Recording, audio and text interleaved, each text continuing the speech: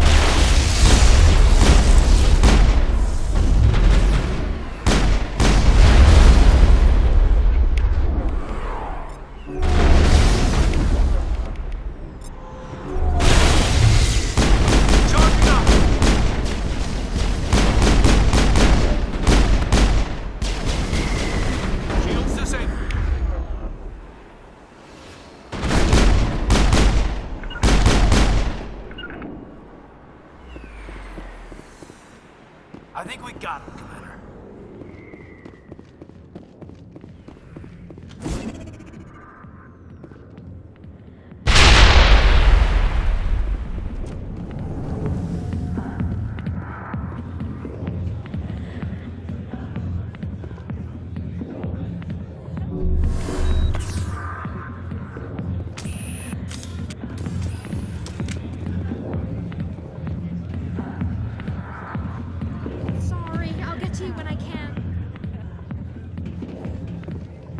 I got business here, but not with you.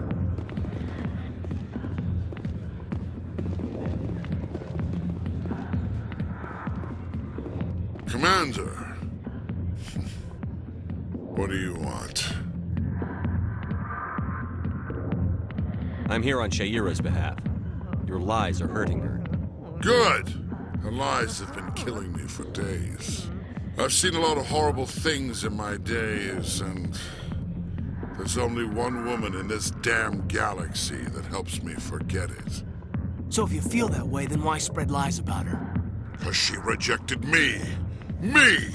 Septimus Oraka, General of the Turian Fleet! I think I can see why you're upset, but spreading these lies won't make it better. Look, kid, I appreciate what you're trying to do, but don't waste your time.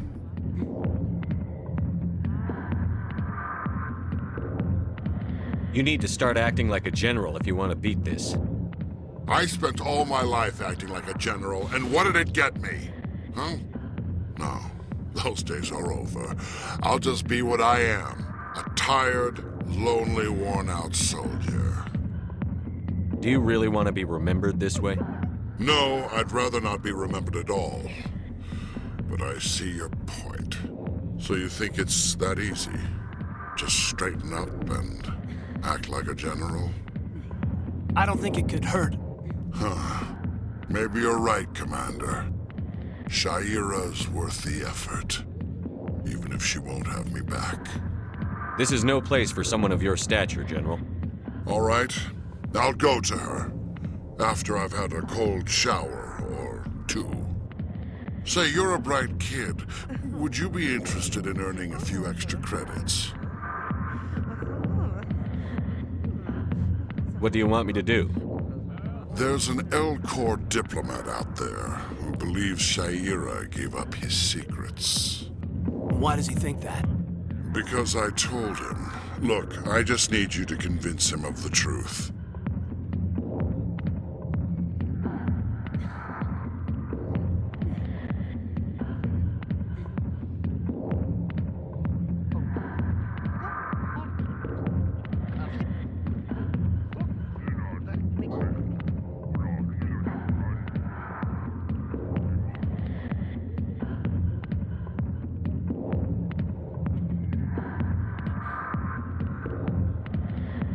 Why can't you tell him yourself? Well, the last time he saw me, I was disparaging his ancestors and shouting his secrets in public. Take this data pad. It shows where I got my info.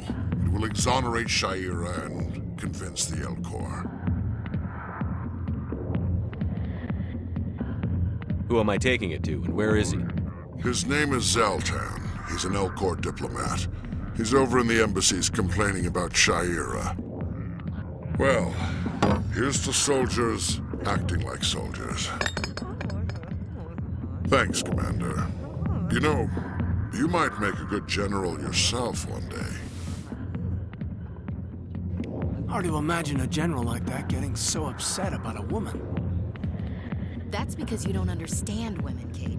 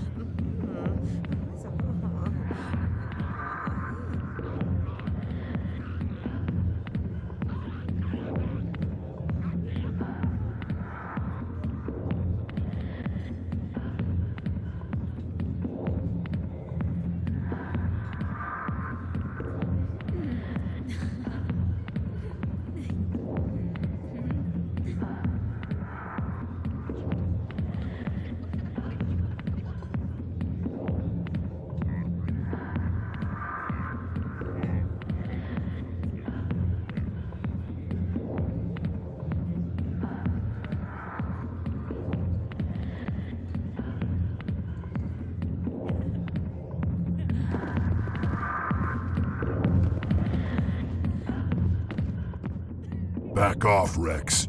Fist told us to take you down if you showed up. What are you waiting for? I'm standing right here. This is Fist's only chance. If he's smart, he'll take it.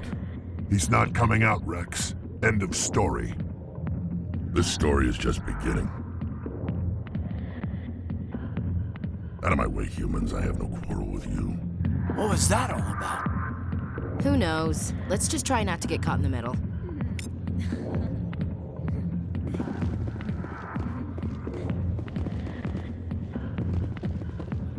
Alliance military. I could have been a Marine, you know. Instead, I joined the goddamn Citadel security. Biggest mistake of my life. Harkin, right? I was told you could help me find someone. A Turian CSEC officer named Garrus. Garrus? You must be one of Captain Anderson's crew. Poor bastard still trying to bring Saren down, eh? I know where Garrus is, but you gotta tell me something first. Did the captain let you in on his big secret? Is there something I should know about the captain? The captain used to be a Spectre. Didn't know that, did you? It was all very hush-hush. The first human ever given that honor, and then he blew it. Screwed up his mission so bad they kicked him out. Of course, he blames Saren. Says the Turians set him up.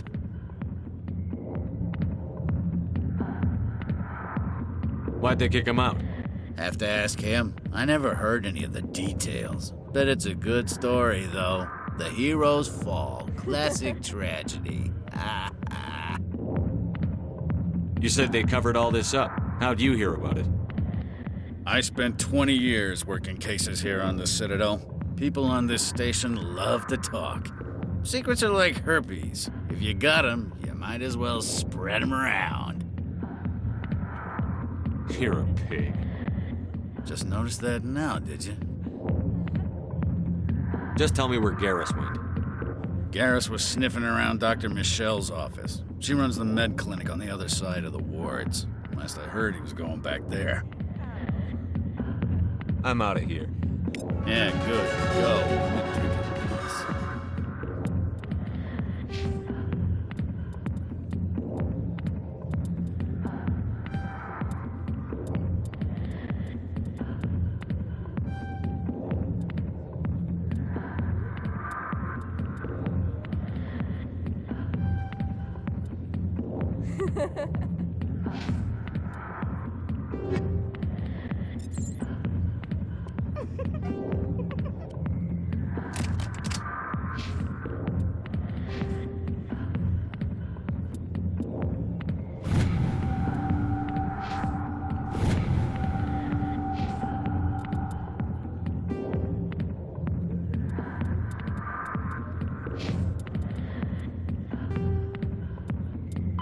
The Elko.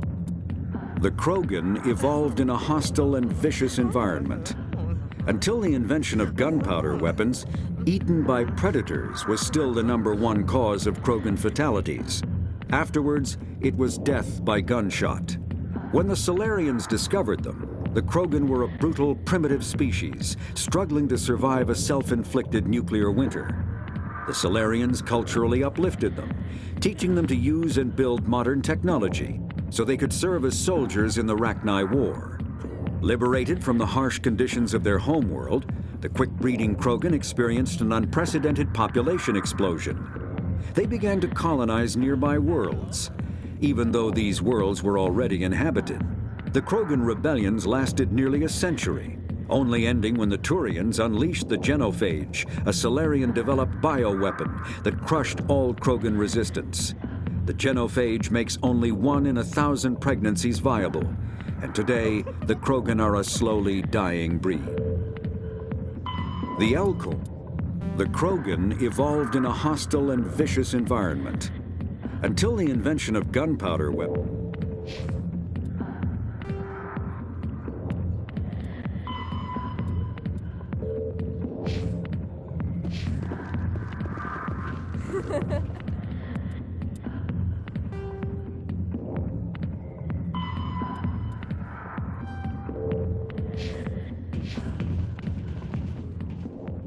The back rooms are private, reserved for Fist and his friends.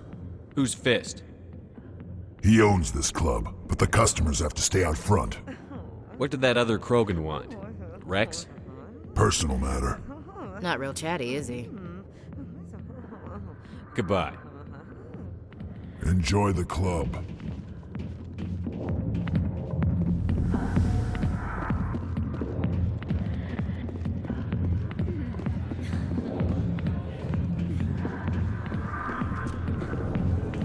Why didn't Captain Anderson tell us he used to be a Spectre? Maybe it's not true. Harkin's an ass. Bet he's just messing with.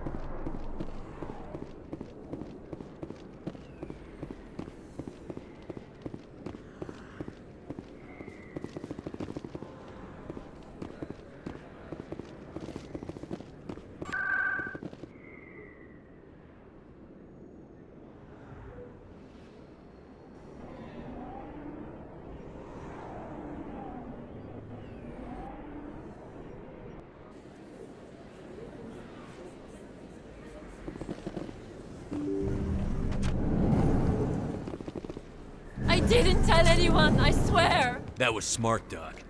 Now if Garrus comes around, you stay smart. Keep your mouth shut or we'll... Who are you? Let her go!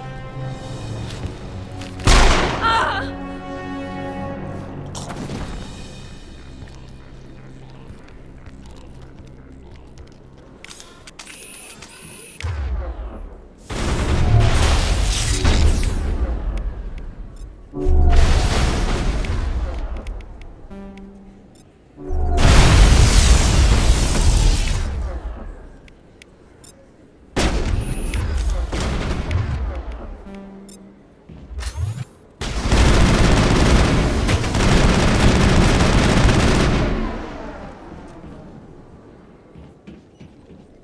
Area secured.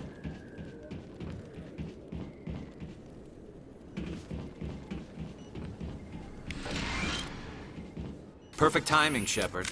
Gave me a clear shot at that bastard. What were you thinking? You could have hit the hostage. There wasn't time to think. I just reacted. I didn't mean to... Dr. Michelle, are you hurt? No, I'm okay. Thanks to you. All of you. I know those men threatened you, but if you tell us who they work for, we can protect you. They work for Feast. They wanted to shut me up, keep me from telling Garrus about the Quarian. What Quarian? A few days ago, a Quarian came by my office. She'd been shot, but she wouldn't tell me who did it. I could tell she was scared, probably on the run. She asked me about the Shadow Broker. She wanted to trade information in exchange for a safe place to hide. Then what? I put her in contact with Fist. He's an agent for the Shadow Broker. Not anymore. Now he works for Saren. And the Shadow Broker isn't too happy about it. Fist betrayed the Shadow Broker? That's stupid even for him. Saren must have made him quite the offer. That Quarian must have something Saren wants. Something worth crossing the Shadow Broker to get. She must have something that proves he's a traitor. Did the Quarian mention anything about Saren or the Geth? She did. The information she was going to trade. She said it had something to do with the Geth. She must be able to link Saren to the Geth. There is no way the Council can ignore this. Time we paid Fist a visit. This is your show, Shepard. But I want to bring Saren down as much as you do. I'm coming with you. You're a Turian. Why do you want to bring him down? I couldn't find the proof I needed in my investigation, but I knew what was really going on. Saren is a traitor to the Council and a disgrace to my people. Welcome aboard, Garrus. You know, we aren't the only ones going after Fist. The Shadow Broker hired a Krogan bounty hunter named Rex to take him out. Yeah, we saw him in the bar. A Krogan might come in handy. Last I heard, he was at the CSEC Academy. What's he doing there? Fist accused him of making threats. We brought Rex in for a little talk. If you hurry, you can catch him at the Academy before he leaves. Move out.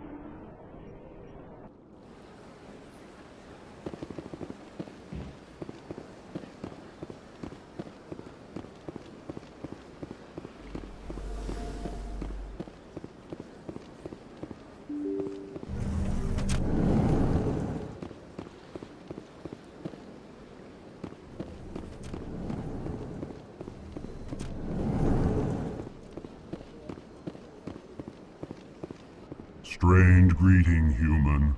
This is really not a good time. I know who revealed your secret. It was a Turian named Septimus. Unbelieving, I know this Septimus, and he could not learn my secrets. The only way he could learn them is from the Asari consort. Not true. Look at this. Confused. This is difficult to fathom. If the Turian could learn this on his own, dismayed, anyone can discover my secret. The Septimus is a powerful man, and it wasn't easy for him to find. Relieved. I suppose you are correct, human. Thank you for this information. Startled realization. I must speak with the consort. She will be most displeased with my actions. Anxious request. Please, human, if you will excuse me, I must go now. I'm sure she'll forgive you. It was an honest mistake. Doubtful. Perhaps you are right, human. I can only hope so. Thankful. That was a great thing you did, Commander. Approving.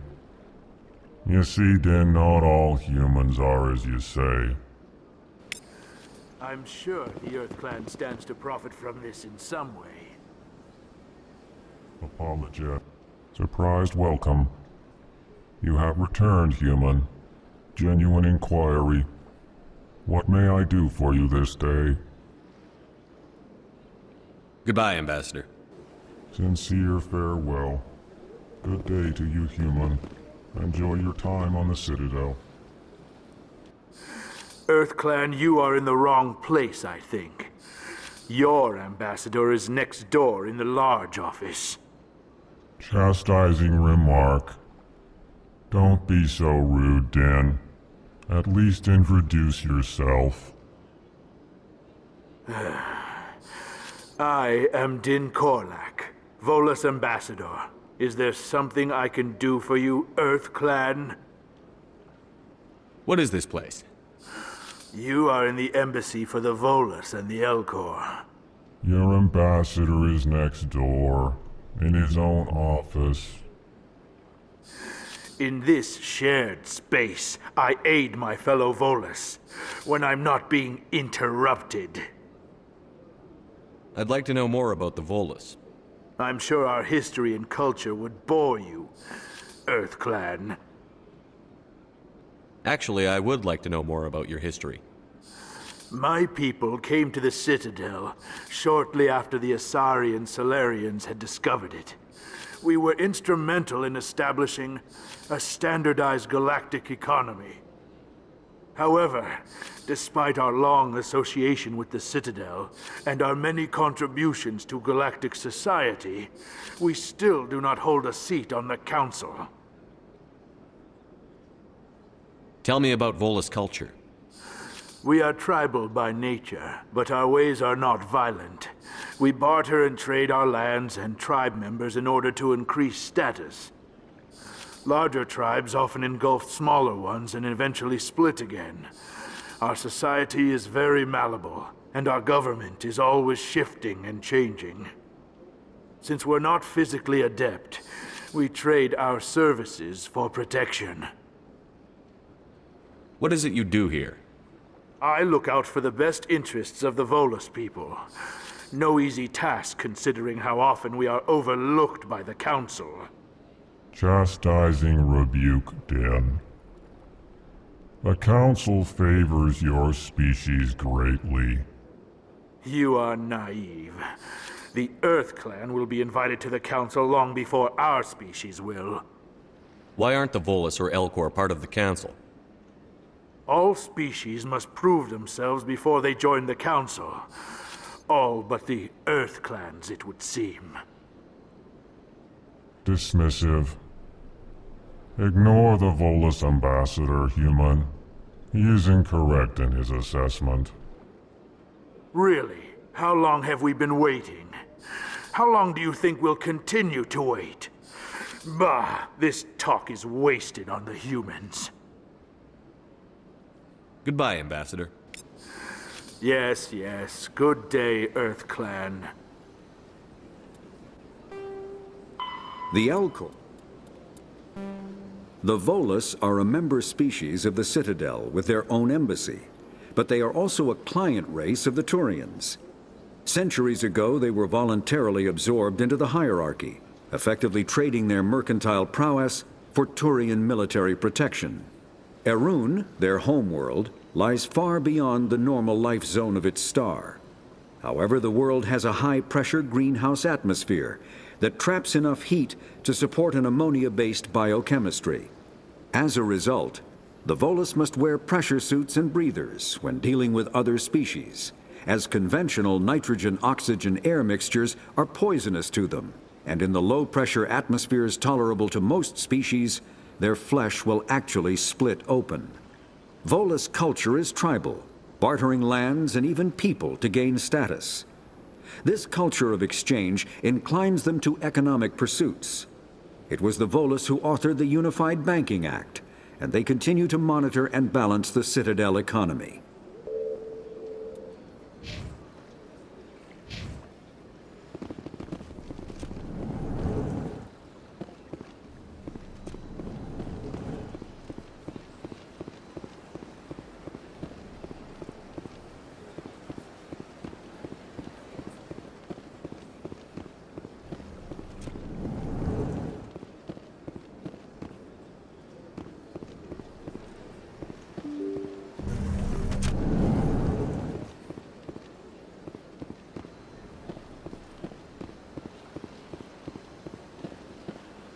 Welcome to Presidium Tourism Terminal 1. There are many points of interest here, including the Citadel embassies and CSEC headquarters. On the far end of this level, you can see the Citadel Tower, where the Council meets regularly to discuss matters of interstellar importance. Goodbye. Goodbye, and thank you for using Avina. Please enjoy your visit to the Citadel.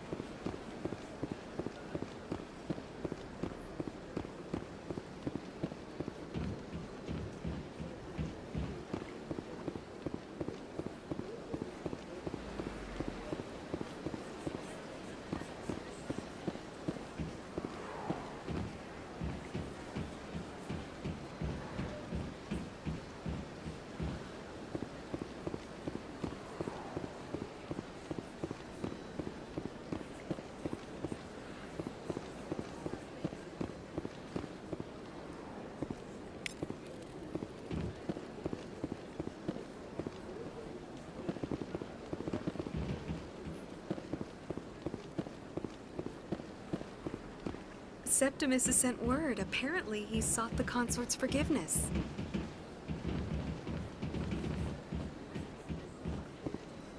That's right. It was a long time ago, though. I barely remember it. You're with the Alliance?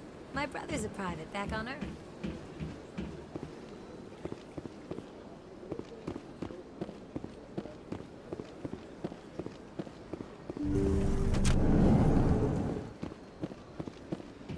Commander, I recently received a lovely note from Septimus. Thank you for speaking with him. Even the Alcor diplomat has withdrawn his campaign against me. It was my honor to aid you. You are too kind, Commander, but I would not expect you to help me out of the kindness of your heart. I also have one more thing to give you, if you are interested. I'd be honored. I offer a gift of words, an affirmation of who you are and who you will become. I see your skin, tough as the scales on any Turian, unyielding. A wall between you and everyone else, but it protects you, makes you strong. That strength is what kept you alive when everyone around you was dying. You alone survived. You will continue to survive. This may be who you are, but it is not who you will become. It only forms the basis for your future greatness. Remember these words when doubt descends, Commander. You have quite a gift, Shaira. Thank you. Not everyone appreciates it as you do. Never underestimate the power of words. Here, Commander. In light of your efforts with the Elcor ambassador, I would like you to have this small trinket. What is it? A small mystery. I have never learned its use or purpose, but I sense it is time for me to pass it on. And now I must ask you to leave. I have done everything I can for you. Remember my words, Commander Shepard. They will give you strength.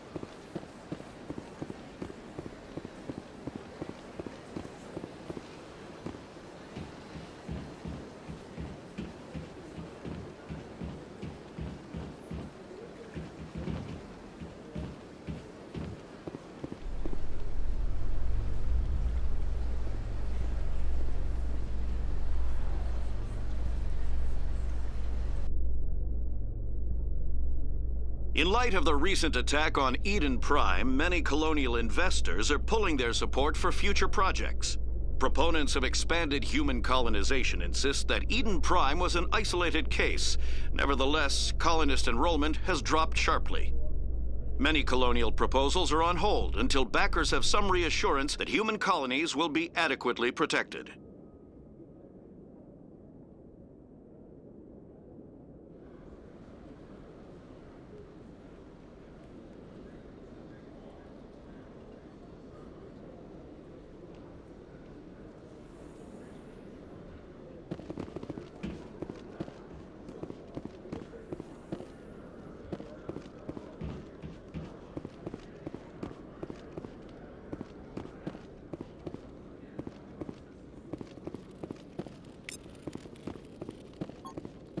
One sec, looking you up.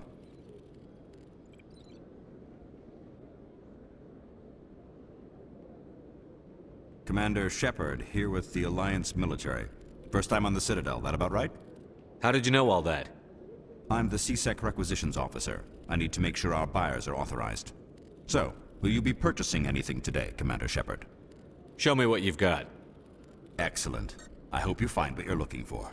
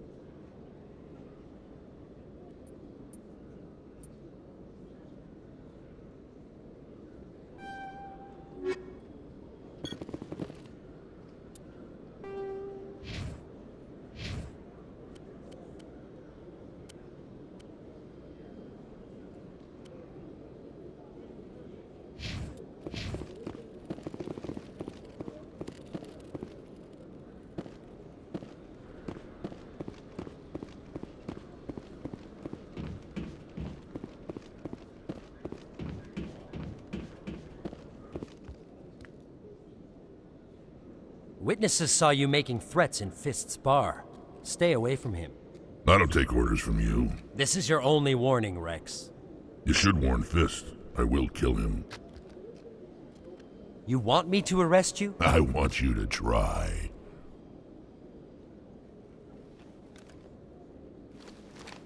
Go on. Get out of here.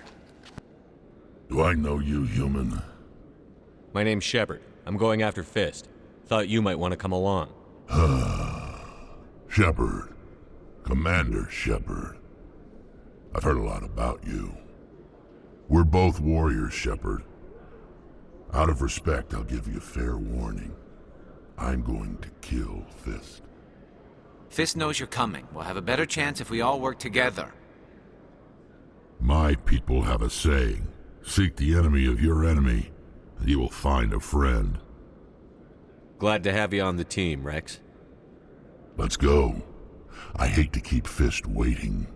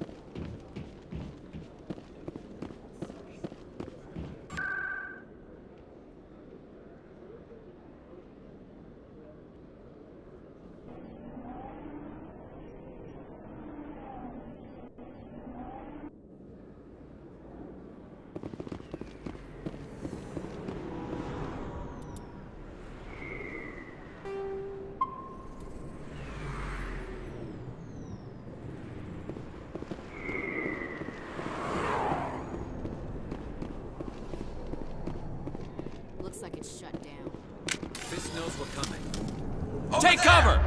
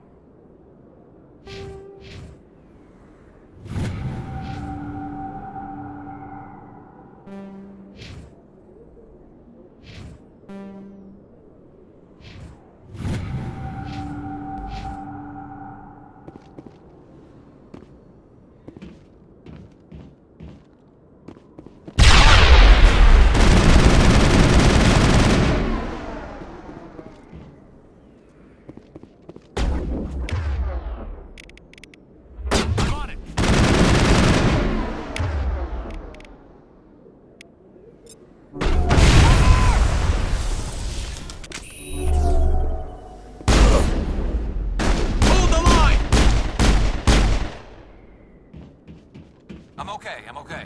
Thanks.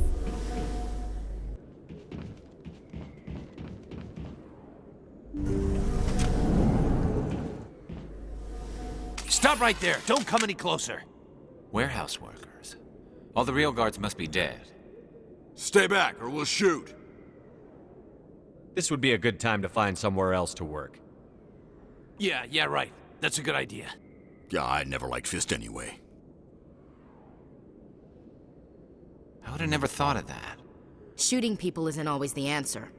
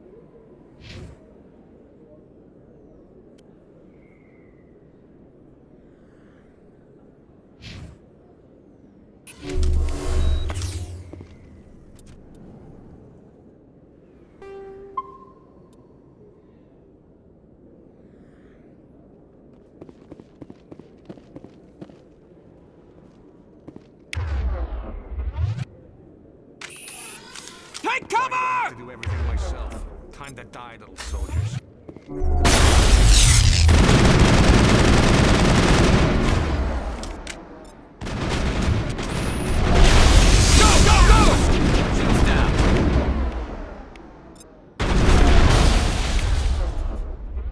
Enemy is everywhere!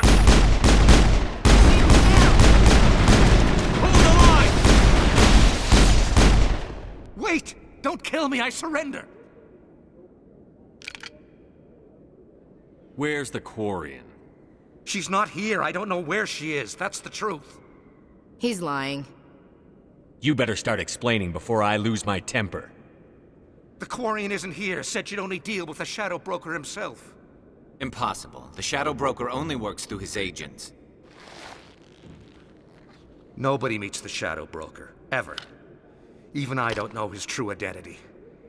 But she didn't know that. I told her I'd set a meeting up. But when she shows up, it'll be Saren's men waiting for her. Give me the location. Now. Here on the wards, the back alley by the markets. She's supposed to meet them right now. You can make it if you hurry.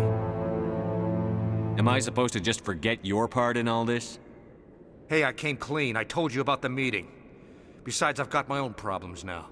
The Shadow Broker wants me dead. I have to disappear. Forget about me. I'm a ghost. You're not my concern. Don't worry, you'll never see me again.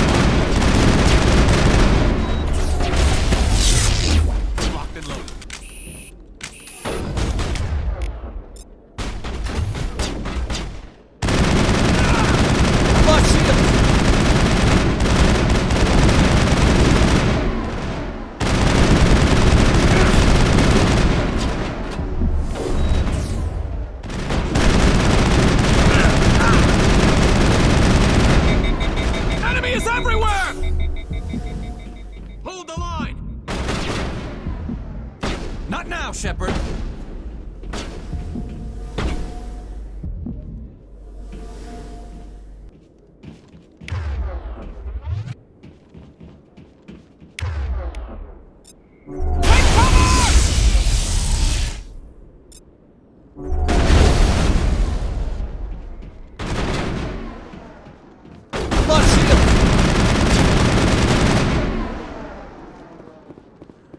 Clear.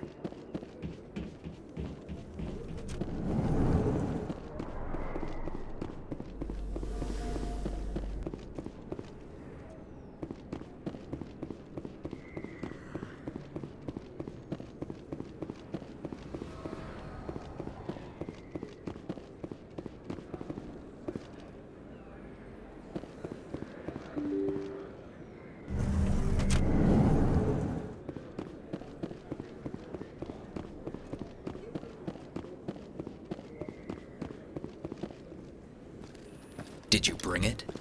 Where's the Shadow Broker? Where's Fist? They'll be here. Where's the evidence? No way. The deal's off.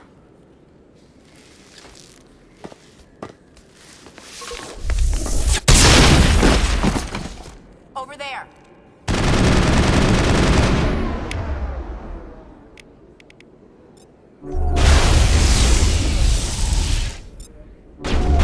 Lost shield!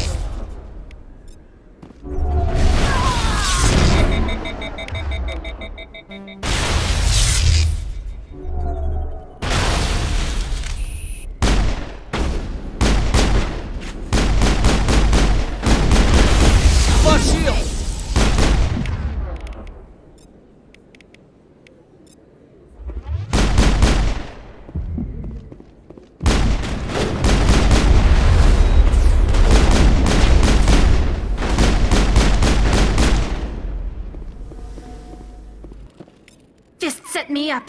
I knew I couldn't trust him. Were you hurt in the fight? I know how to look after myself. Not that I don't appreciate the help. Who are you? My name's Shepard. I'm looking for evidence to prove Saren's a traitor. Then I have a chance to repay you for saving my life. But not here. We need to go somewhere safe. The ambassador's office. It's safe there. He'll want to see this anyway.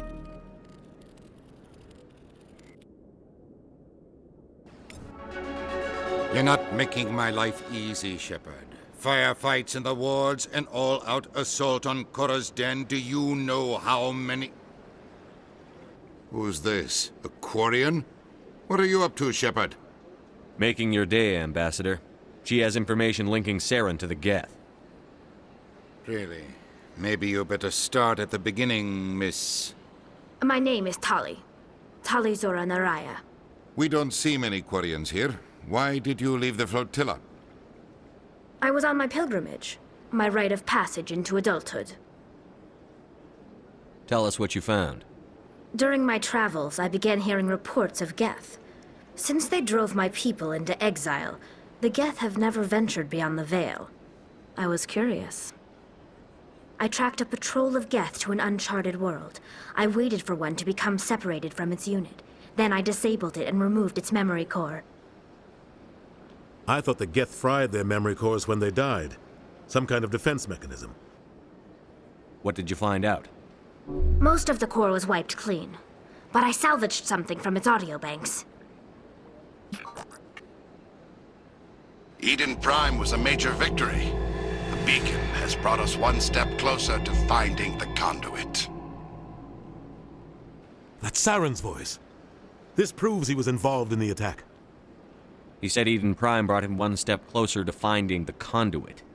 Any idea what that means? The conduit must have something to do with the beacon. Maybe it's some kind of Prothean technology.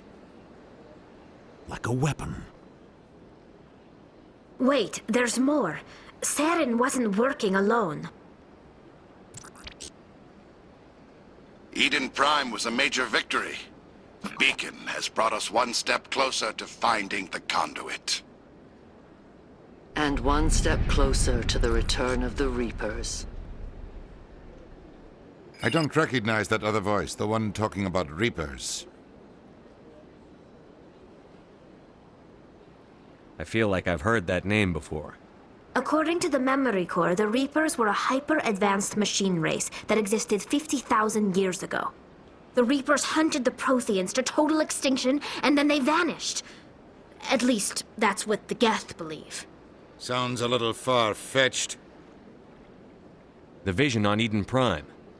I understand it now. I saw the Protheans being wiped out by the Reapers. The Geth revere the Reapers as gods, the pinnacle of non-organic life, and they believe Saren knows how to bring the Reapers back. The Council is just going to love this. The Reapers are a threat to every species in Citadel space. We have to tell them. No matter what they think about the rest of this, those audio files prove Saren's a traitor. The Captain's right. We need to present this to the Council right away.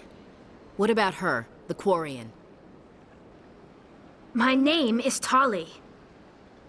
You saw me in the alley, Commander. You know what I can do. Let me come with you. I thought you were on your pilgrimage.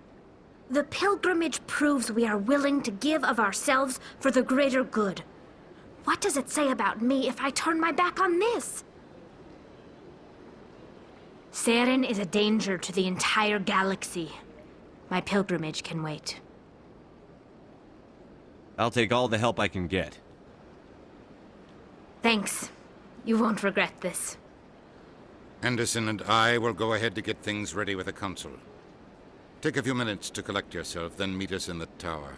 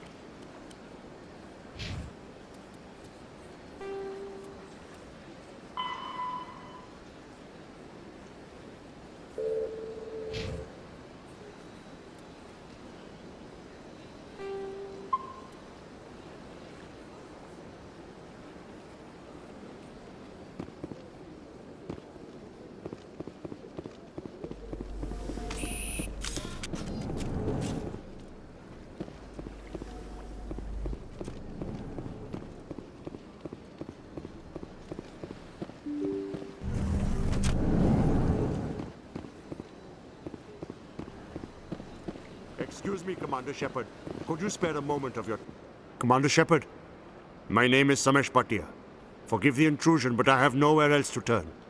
It's no trouble. What can I do for you? My wife was a Marine.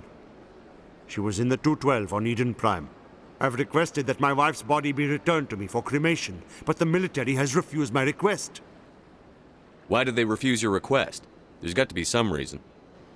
I don't know. All I know is that they have declared it impossible for my wife to be returned to me. There's no reason for your wife's body to be held like this. Just wait here. The man in charge of my case is Mr. Bosker. When I last saw him, he was in the expensive bar over there. Thank you for your time. I just want to give my wife a proper funeral, and the respect she deserves.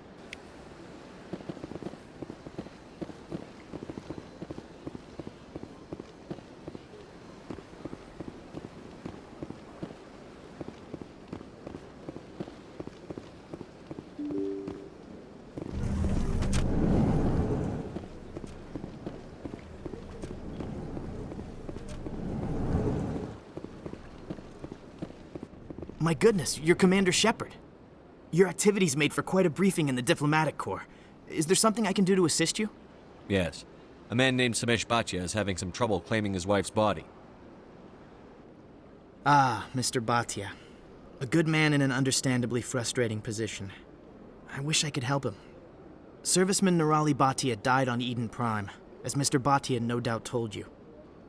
Her wounds are inconsistent with any type of weapon damage we've seen before.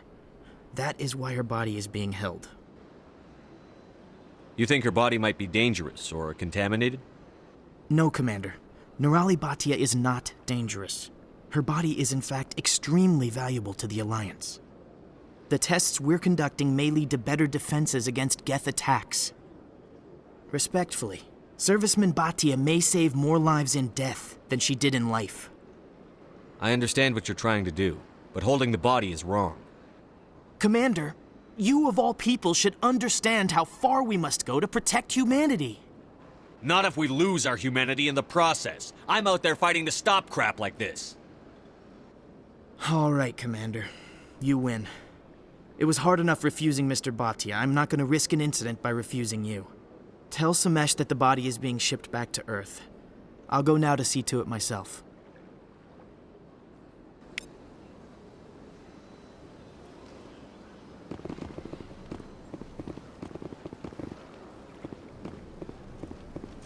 I don't have time to talk now. I'm very busy. What do you want? Oh, Commander. Is there something I can do for you? What can you tell me about the Asari consort? Well, she's an Asari who works here that is, she helps people with things. You never went to see her, did you? No, I never did. I couldn't afford it. It costs half a year's credits just to go in and talk to her. That's fine, Private. Just tell me where to find her. Sure. She's across the bridge from the embassies. This place seems strange. I wish there were more humans around. Hello, Commander. Can I get you something? What have you got? Information, mostly. Would you like to know about some points of interest nearby? What's going on around here? Well, you found the embassies. Not much going on here. Across the bridge, you'll find the bank, the Emporium, and Shaira's. If you haven't heard of her, you soon will. If you need supplies, you can try the markets one level below. For entertainment, I'd try Flux or Cora's Den. What is Shaira's? The consort, she entertains clients who can afford her services. Most of the diplomats and ambassadors have visited her at one time or another. She's a very powerful woman, but also very respected. Tell me about Flux and Cora's Den. Well, Flux has gambling and dancing, certainly more lively than this place. Cora's Den, on the other hand, well, let's just say it's livelier and deadlier, all at the same time. Goodbye. So long, Commander. Have a pleasant day.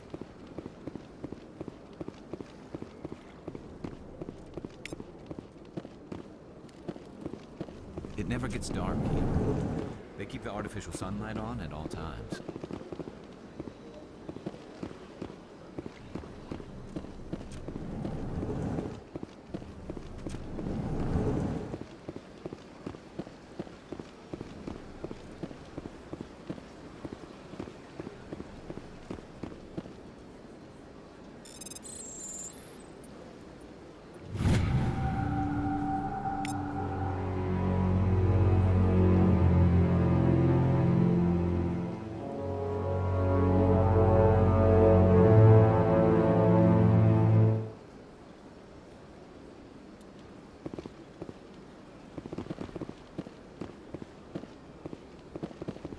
Commander Shepard, I didn't expect to see you here. Did Ambassador Udina send you? I came on my own. I need information. You humans are always so curious, always sticking your fingers into someone else's pie. Is that the right expression? Never mind. Forget I asked. Was there something you needed, Commander? I get the feeling you're not too fond of humans. No, I just don't trust your kind. Not yet. You humans are eager to take all the power you can get, and you're being given a lot. If the Council wants to make humanity their new favorite pet, that's their business. But I don't have to like it. What do you know about the Spectres? They're the right hand of the Council, or so they like to be called. More like the underhanded side of the Council. What do you have against the Spectres? I can't abide any organization that considers itself above the law. Especially when it's left up to each individual Spectre to decide when and how to bend the rules. Tell me about CSEC. CSEC provides necessary police and security services throughout the Citadel. We're a civilian government agency, though many of our members have had military training. Of course, as the CSEC representative to the Council, I spend most of my time liaising between the two. Tell me about CSEC. CSEC provides necessary police and security services throughout the Citadel. We're, of course, as the CSEC representative to the Council. I'll be going now. Goodbye, Commander.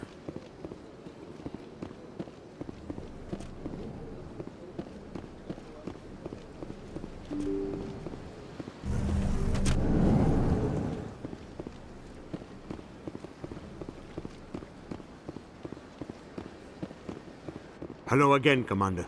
Has there been any word? I reminded Mr. Bosker what we're fighting for. Your wife is coming home. Thank you. I will return home and begin my preparations. It does not bring me happiness, but it may bring me peace. Goodbye, Commander.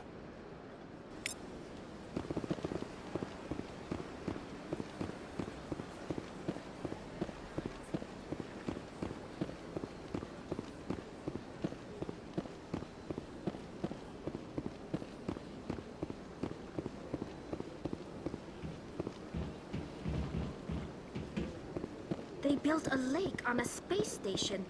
I can't even imagine the resources needed to maintain it.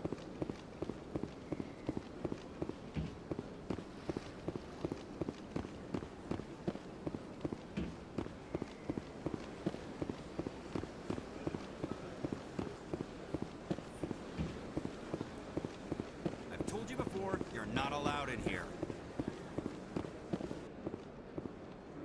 Do you desire to learn of the Enkindlers?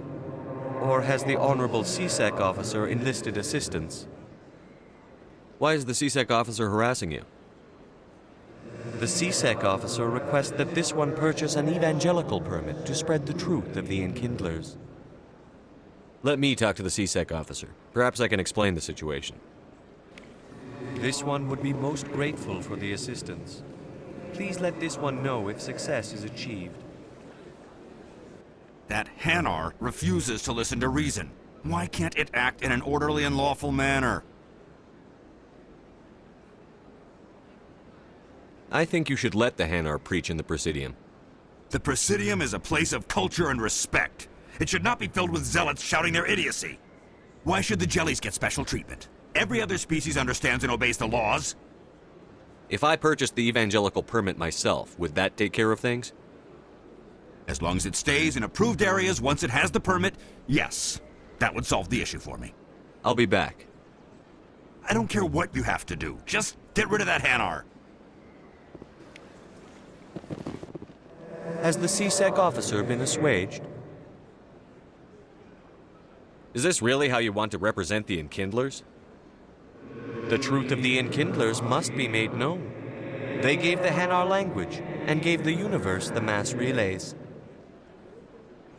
This one only wishes to spread the truth to any who will listen. There is no intent to cause trouble. Is this how the Enkindlers would want you to use this gift of consciousness? The Enkindlers would wish for their message to be spread to all sentient races. The Enkindlers wouldn't wish their message to be spread by breaking society's laws. This one hears wisdom. Perhaps enthusiasm has clouded judgment in this matter. This one departs now, and will not intrude upon the Presidium again. I see the Hanar is left. Thank you. Happy to help. Here, for your assistance in this matter. Now, if you'll excuse me, I should report to my superiors.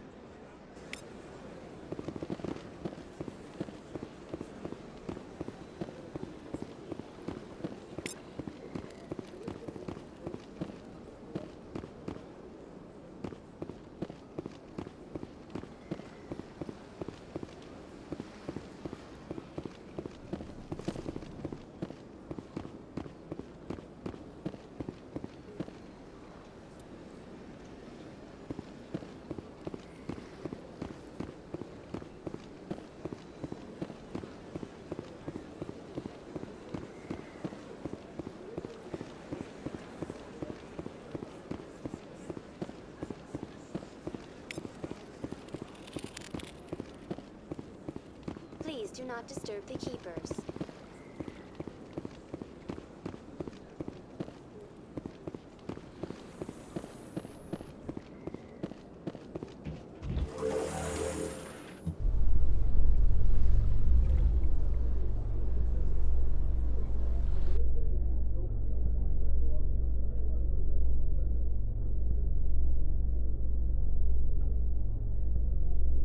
There's no way the Council can ignore us this time. Saren's days as a Spectre are done. If the evidence is worth trying to kill me for, I hope it is sufficient to motivate the Council.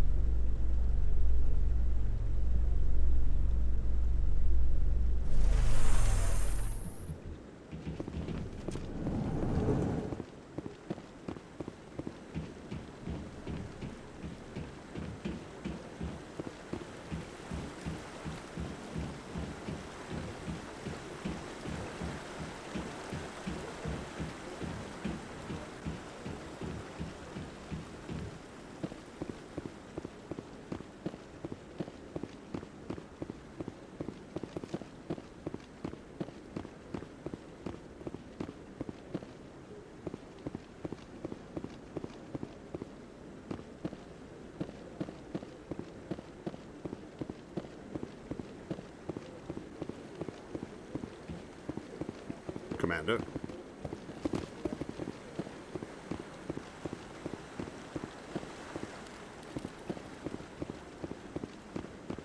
No, I just want to ask a couple of questions.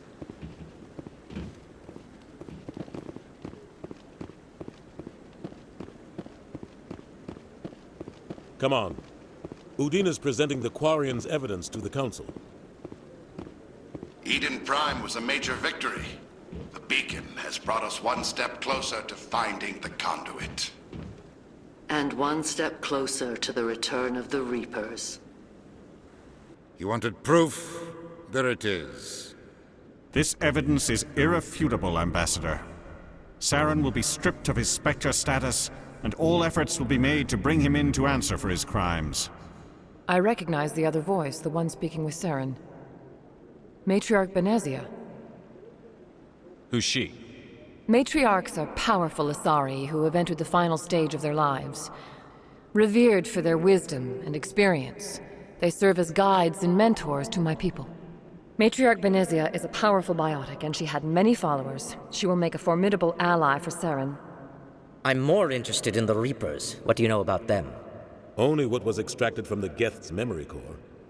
The Reapers were an ancient race of machines that wiped out the Protheans. Then they vanished. The Geth believe the Reapers are gods, and Saren is the prophet for their return. We think the conduit is the key to bringing them back. Saren's searching for it. That's why he attacked Eden Prime. Do we even know what this conduit is? Saren thinks it can bring back the Reapers. That's bad enough. Listen to what you're saying. Saren wants to bring back the machines that wiped out all life in the galaxy? Impossible. It has to be. Where did the Reapers go? Why did they vanish? How come we found no trace of their existence? If they were real, we'd have found something. I tried to warn you about Saren, and you refused to face the truth. Don't make the same mistake again. This is different.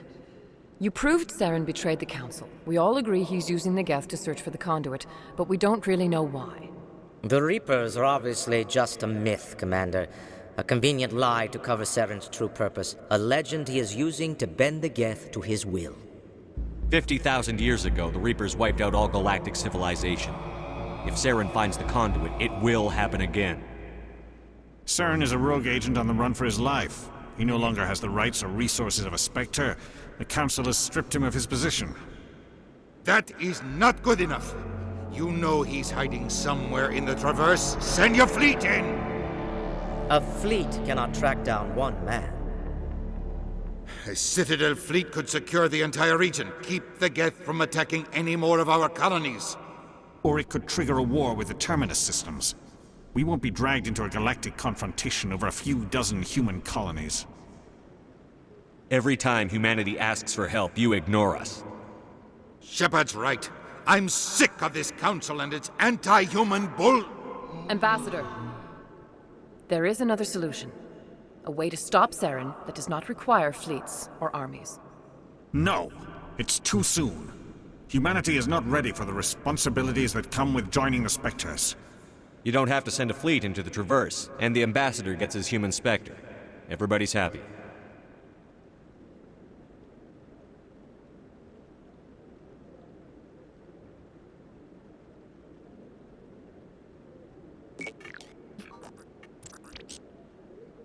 Commander Shepard, step forward.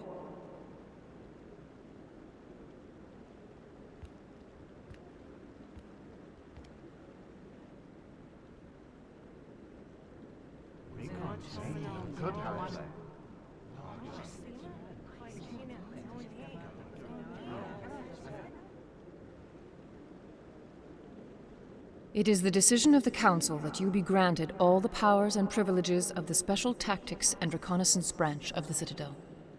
Spectres are not trained, but chosen. Individuals forged in the fire of service and battle, those whose actions elevate them above the rank and file. Spectres are an ideal, a symbol, the embodiment of courage, determination, and self-reliance. They are the right hand of the Council, instruments of our will. Spectres bear a great burden. They are protectors of galactic peace, both our first and last line of defense. The safety of the galaxy is theirs to uphold. You are the first human Spectre, Commander. This is a great accomplishment for you and your entire species. I'm honored, Counselor. We're sending you into the Traverse after Saren. He's a fugitive from justice, so you are authorized to use any means necessary to apprehend or eliminate him. Any idea where to find him? We will forward any relevant files to Ambassador Udina.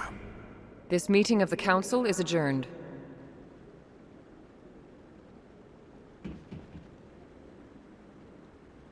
Congratulations, Commander. We've got a lot of work to do, Shepard. You're going to need a ship, a crew, supplies. You'll get access to special equipment and training now. You should go down to the CSEC Academy and speak to the Spectre Requisitions Officer. Anderson, come with me. I'll need your help to set all this up.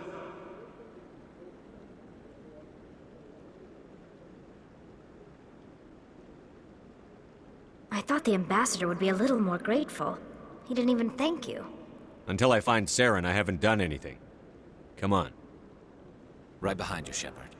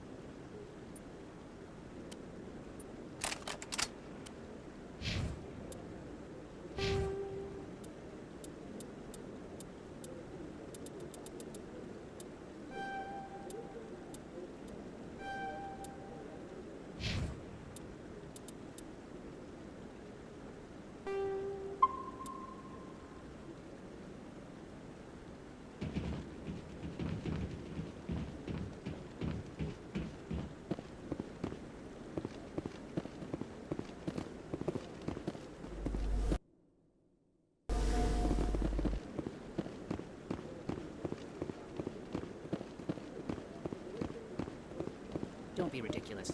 The Volus won't be joining the Council for years. I'm not so sure.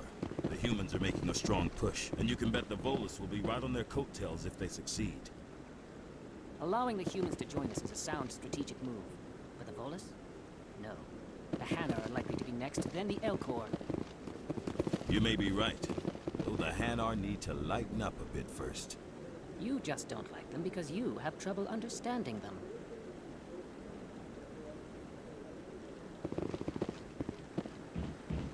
I hope he's okay.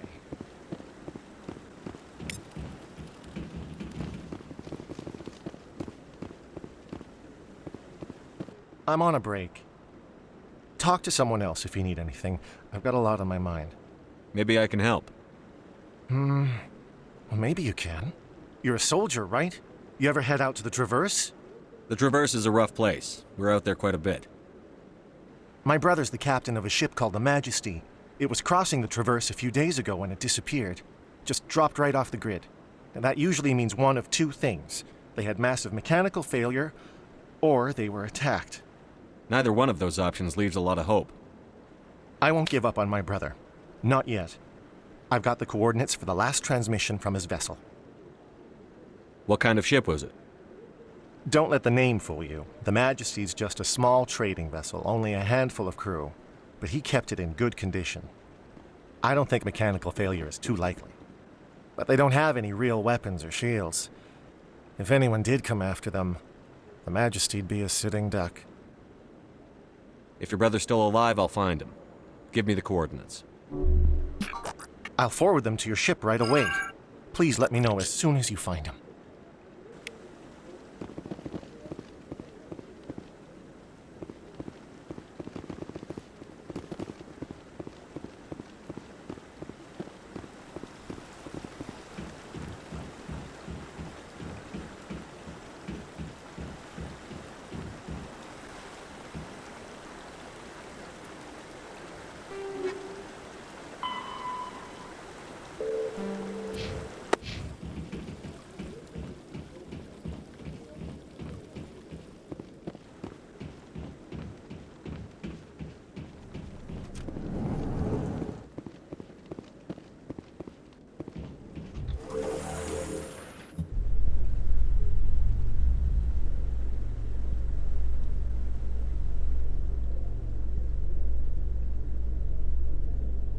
In other news, Exogeny Corp is still denying reports that one of their survey teams has gone missing in the Hades Gamma Cluster.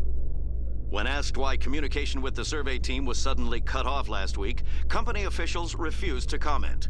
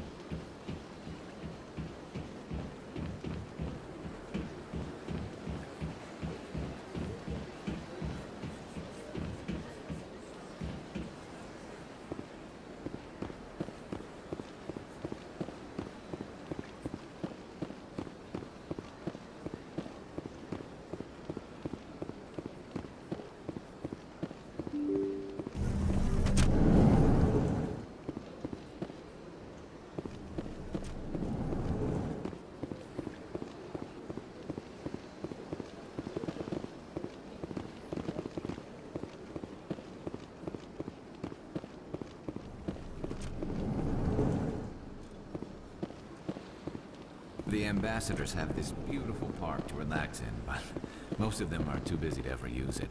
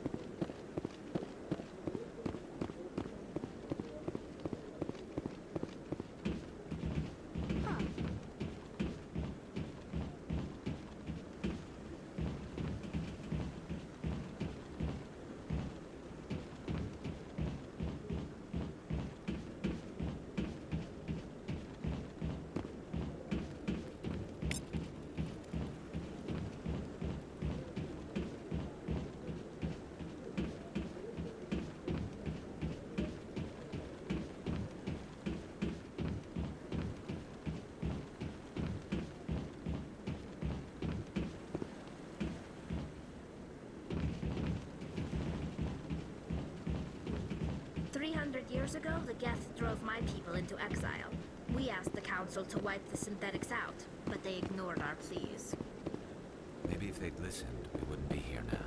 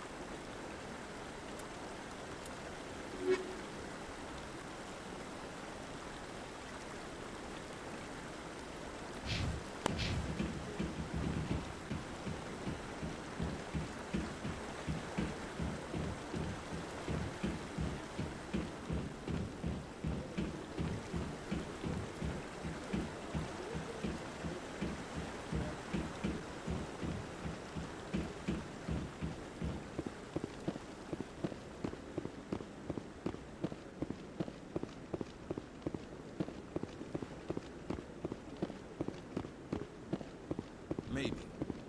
But I wouldn't believe everything you hear. That's just it.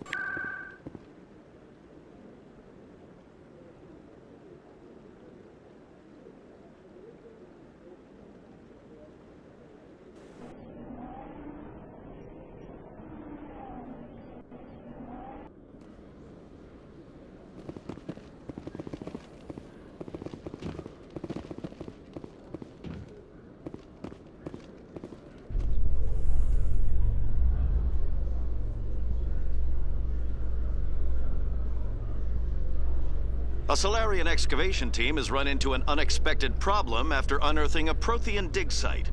Hanar protesters have blockaded the dig site, claiming that artifacts of the Enkindlers, as the Hanar call them, should not be disturbed. The excavation team has appealed to Hanar representatives on the Citadel to reach a diplomatic solution.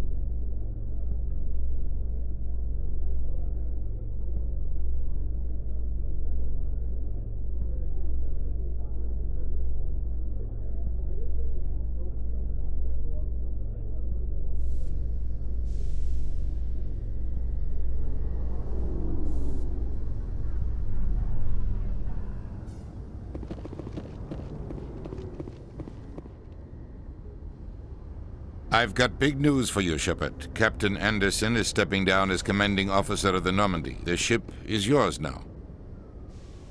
She's quick and quiet, and you know the crew. Perfect ship for a Spectre. Treat her well, Commander. I'll take good care of her, sir. I know you will, Commander. What kind of leads do we have? Saren's gone. Don't even try to find him. But we know what he's after. The conduit. He's got his Geth scouring the Traverse looking for clues. We had reports of Geth in the Pharos system shortly before our colony there dropped out of contact, and there have been sightings around Noveria. Find out what Saren was after on Pharos and Noveria. Maybe you can figure out where the conduit is before he does.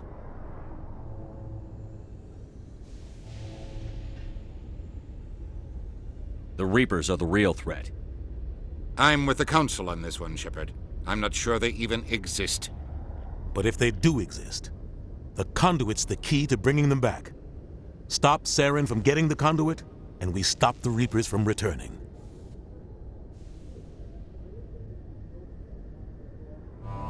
I'll stop him. We have one more lead. Matriarch Benezia, the other voice in that recording. She has a daughter, a scientist who specializes in the Protheans. We don't know if she's involved, but it might be a good idea to try and find her. See what she knows. Her name's Liara, Dr. Liara Tassoni. We have reports she was exploring an archaeological dig on one of the uncharted worlds in the Artemis Tau cluster. Sounds like we should head for the Artemis Tau cluster. It's your decision, Commander. You're a Spectre now. You don't answer to us. But your actions still reflect on humanity as a whole. You make a mess and I get stuck cleaning it up. I'll try not to make things any harder on you, Ambassador. Glad to hear it, Commander. Remember, you were a human long before you were a Spectre. I have a meeting to get to. Captain Anderson can answer any questions you might have.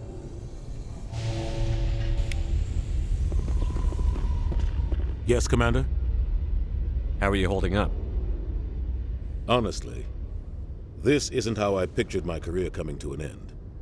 Pushing papers really isn't my thing. But you're the one who can stop Saren. I believe in you, Shepard. If that means I have to step aside, so be it. Any extra intel you can give me on our colony at Pharos? The entire planet used to be one giant Prothean city, mostly ruins now. But some of the infrastructure is still intact. The colony tried to build on what the Protheans left behind. We lost all contact with them when the Geth attacked. What do you know about the Artemis Tau cluster? Not much. I've never been there myself. A handful of systems with a few small, uncharted worlds, but no real colonies. Might not be easy finding Dr. Tassoni out there. My advice is to look for the world with the Prothean ruins. What can you tell me about Noveria? Noveria's trouble. Always has been. The whole planet's basically a center for corporations to conduct illegal research. Watch your back there, Shepard. Spectres are about the only form of Citadel authority Noveria respects. But they aren't popular. I should go. I'll be here if you need anything.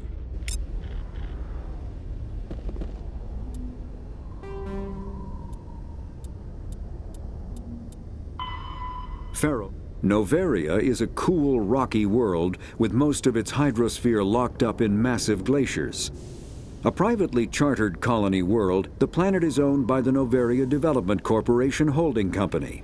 The NDC is funded by investment capital from 24 high-technology development firms and administrated by an executive board representing their interests. The investors built remote hot labs in isolated locations across Noveria's surface. These facilities are used for research too dangerous or controversial to be performed elsewhere, as Noveria is technically not part of Citadel space and therefore exempt from Council law. By special arrangement, Citadel's special tactics and reconnaissance agents have been granted extraterritorial privileges, but it remains to be seen how committed the Executive Board is to that principle. Given its unique situation, it is understandable that Noveria is often implicated in all manner of wild conspiracy theories. There are between 200 and 400 billion stars in the galaxy, and less than 1% of them have ever been visited or had their systems properly surveyed. Humanity's early expansion into the Attican Traverse was haphazard, a desperate race to claim habitable planets where populations can be economically settled. Ignored in the wake of this land grab were thousands of less hospitable worlds, each potentially rich with industrial resources. The wealth of entire solar systems lies untapped, waiting for corporate survey teams or independent pioneers to discover and exploit them. However, this is not an easy task. In addition to the environmental hazards, the fact that uncharted worlds are largely ignored makes them popular bases for criminals, revolutionaries, cults, and others who wish to remain unnoticed by galactic society. Pharos is a habitable world in the Attican Beta Cluster.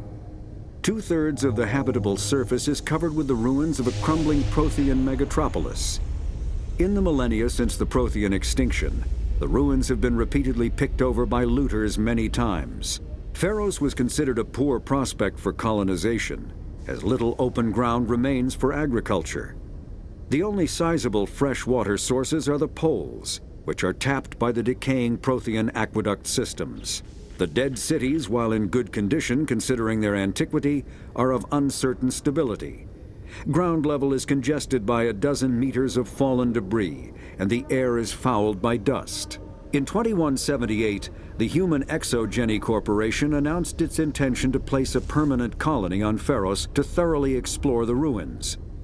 The pioneer settlement was placed on the upper levels of several intact skyscrapers, using the surviving Prothean aqueducts and rooftop hydroponic gardens to support the population.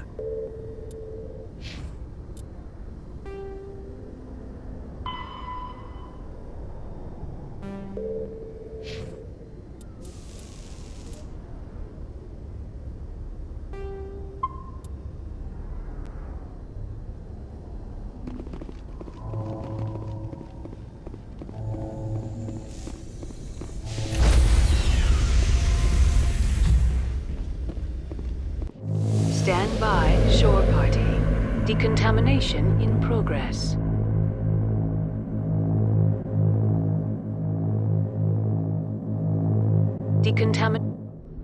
I heard what happened to Captain Anderson. Survives 100 battles and then gets taken down by backroom politics. Just watch your back, Commander. Things go bad on this mission, you're next on their chopping block. Saren's out there somewhere, and we're gonna find him. Everyone on this ship's behind you, Commander. 100%. Intercom's open. If you got anything you want to say to the crew, now's the time. This is Commander Shepard speaking. We have our orders. Find Saren before he finds the conduit. I won't lie to you, crew. This mission isn't going to be easy. For too long, our species has stood apart from the others. Now it's time for us to step up and do our part for the rest of the galaxy. Time to show them what humans are made of. Our enemy knows we're coming. When we go into the Traverse, Saren's followers will be waiting for us. But we'll be ready for them, too. Humanity needs to do this. Not just for our own sake, but for the sake of every other species in Citadel space. Saren must be stopped. And I promise you all, we will stop him. Well said, Commander. Captain will be proud. The captain gave up everything so I could have this chance. We can't fail. Yes, sir.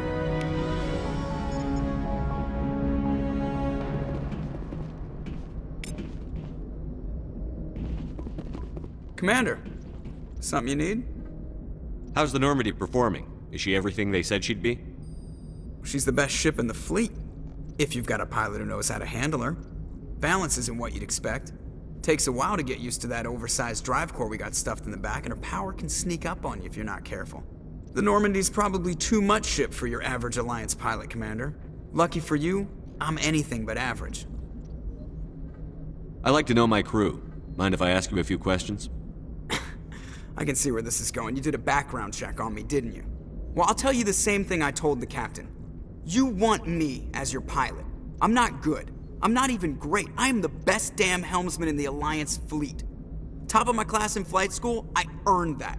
All those commendations in my file, I earned every single one. Those weren't given to me as charity for my disease. I'm sorry, Joker. I didn't even know you were sick. You mean you didn't know? Oh, crap. Okay, I've got Vrolik syndrome, brittle bone disease. The bones in my legs never develop properly. They're basically hollow, too much force and they'll shatter. Even with crutches and my leg braces, it's hard to get around. One wrong step and crack! It's very dramatic, but I've learned to manage my condition, Commander. Put the Normandy in my hands and I'll make her dance for you. Just don't ask me to get up and dance unless, you like the sound of snapping shin bones. Why does everyone call you Joker? It's a lot shorter than saying Alliance Flight Lieutenant Jeff Moreau. Plus, I love to make little children laugh. I was just thinking how much you remind me of Santa Claus. Look, I didn't pick the name. One of the instructors in flight school used to bug me about never smiling. She started calling me Joker, and it stuck. Why didn't you ever smile? Hey, I worked my ass off in flight school, Commander. The world's not gonna hand you anything if you go around grinning like an idiot. By the end of the year, I was the best pilot in the academy, even better than the instructors, and everybody knew it. They'd all got their asses kicked by the sickly kid with the creaky little legs. One guess who was smiling at graduation?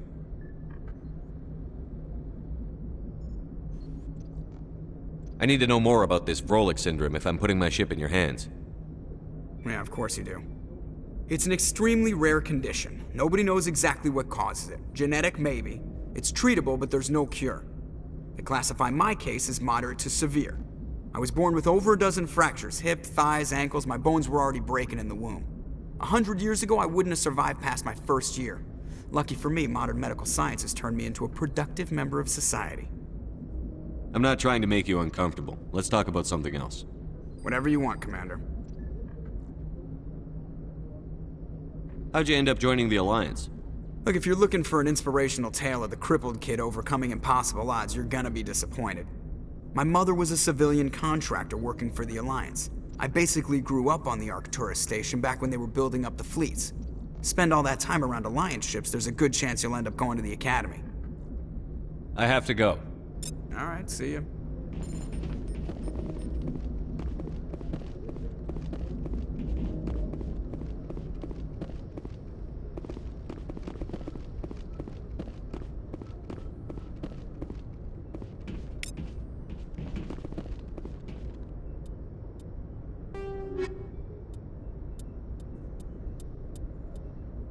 The Normandy is a prototype starship developed by the Human Systems Alliance with the assistance of the Citadel Council. It is optimized for scouting and reconnaissance missions in unstable regions using state-of-the-art stealth technology. For most ships, the heat generated through standard operations is easily detectable against the absolute zero background of space. The Normandy, however, is able to temporarily sink this heat within the hull. Combined with refrigeration of the exterior hull, the ship can travel undetected for hours or drift passively for days of covert observation. This is not without risk. The stored heat must eventually be radiated, or it will build to levels capable of cooking the crew alive. Another component of the stealth system is the Normandy's revolutionary Tantalus drive, a Mass Effect core twice the standard size. The Tantalus drive generates mass concentrations that the Normandy falls into, allowing it to move without the use of heat-emitting thrusters.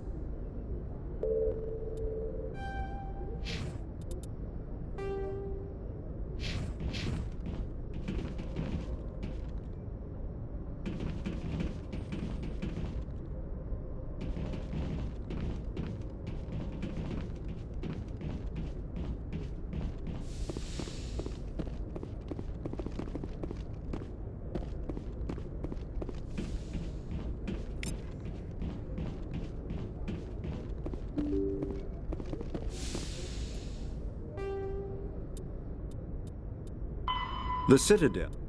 Citadel space is an unofficial term referring to any region of space controlled by a species that acknowledges the authority of the Citadel Council. At first glance, it appears this territory encompasses most of the galaxy.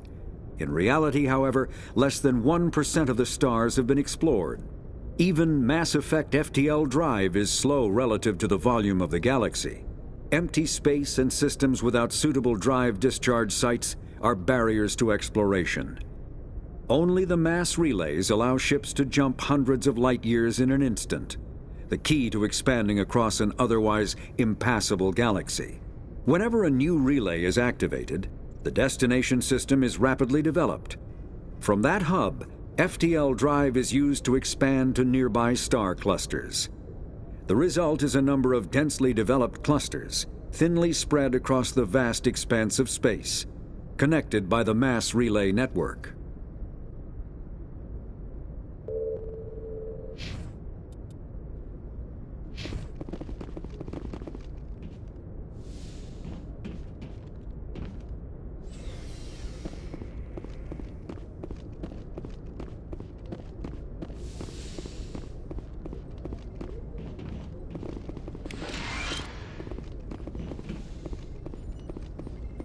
Yes, Commander? Is there something you need? How did you end up serving on an Alliance ship? I enlisted right out of med school. Earth always seemed boring to me. Too safe, too secure. I figured the colonies were teeming with exotic adventure. I wanted to travel the stars, tending the wounds of tough soldiers with piercing eyes and sensitive souls.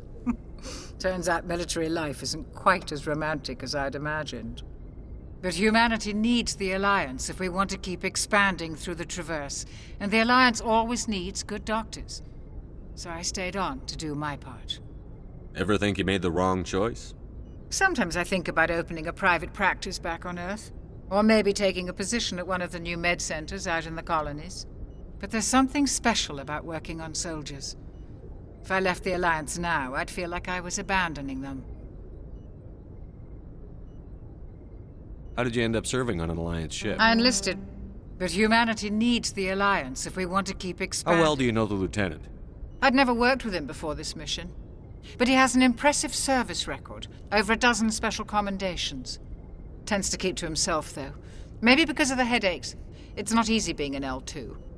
What does that have to do with it? Well, most biotics now use the L3 implants. Lieutenant Alenko was wired with the old L2 configuration. Sometimes there are complications. What kind of complications? Severe mental disabilities, insanity, crippling physical pain. There's a long list of horrific side effects. Caden's lucky. He just gets migraines. I should go. Goodbye, Commander.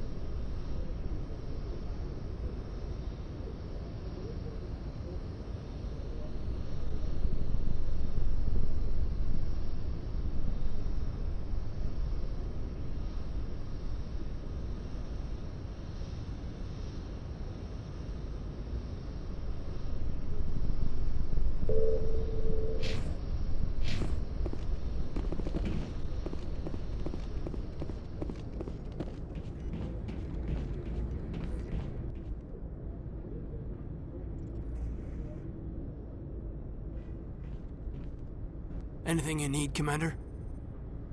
Just trying to get a sense of where the crew's at. Thoughts? I've wasted enough of your time for now, Commander. We'll have time for personal debriefings later. We'll talk another time, Lieutenant. Commander?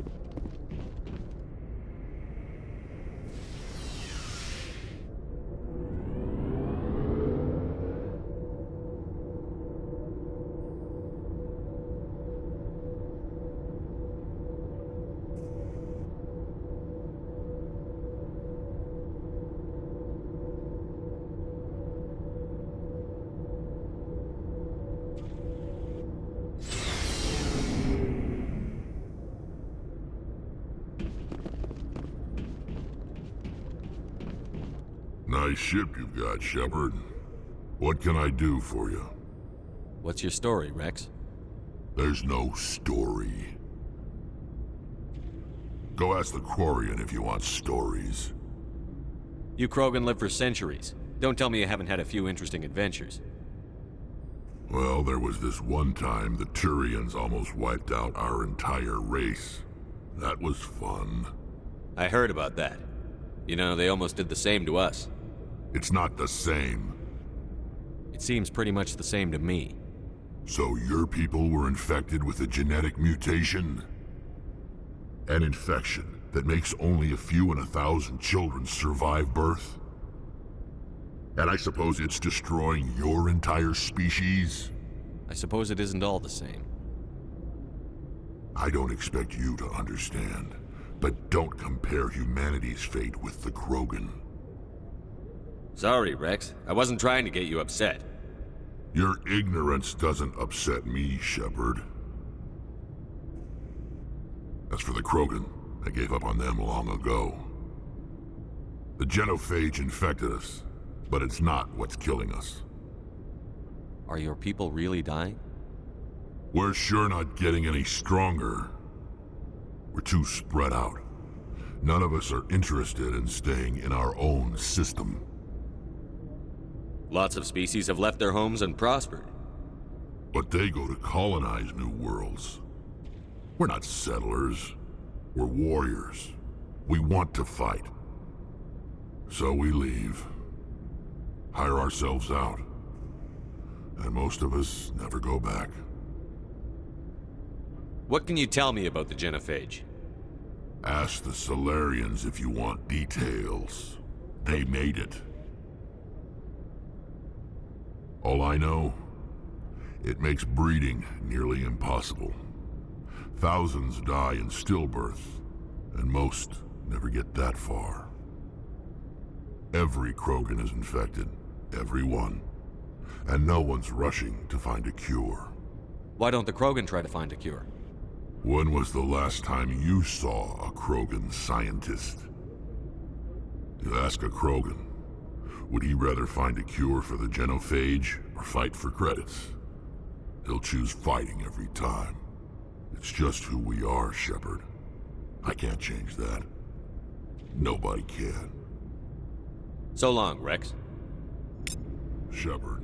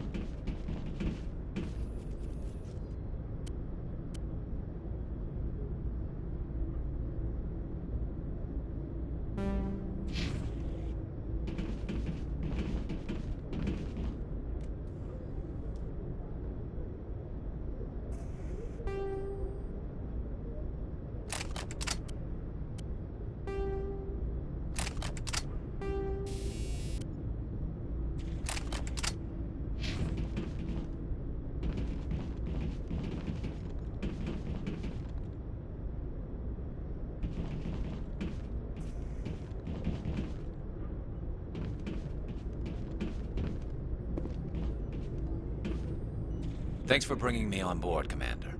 I knew working with a Spectre would be better than life at CSEC. Have you worked with a Spectre before? Well, no, but I know what they're like. Spectres make their own rules. You're free to handle things your way. At CSEC, you're buried by rules. The damn bureaucrats are always on your back. For the most part, the rules are there for a reason. Maybe. But sometimes it feels like the rules are only there to stop me from doing my work. If I'm trying to take down a suspect, it shouldn't matter how I do it, as long as I do it. But CSEC wants it done their way. Protocol and procedure come first. That's why I left. So you just quit because you didn't like the way they do things? There's more to it than that. It didn't start out bad, but as I rose in ranks, I got saddled with more and more red tape. CSEC's handling of Saren was typical. I just couldn't take it anymore. I hate leaving. I hope you made the right choice. I'd hate for you to regret it later. Well, that's sort of why I teamed up with you. It's a chance for me to get off the Citadel, see how things are done outside CSEC. Either way, I plan to make the most of this. And without CSEC headquarters looking over my shoulder, well, maybe I can get the job done my way for a change. If getting the job done means endangering innocent people, then no. We get the job done right, not fast. Got it? I wasn't trying to. I understand, Commander.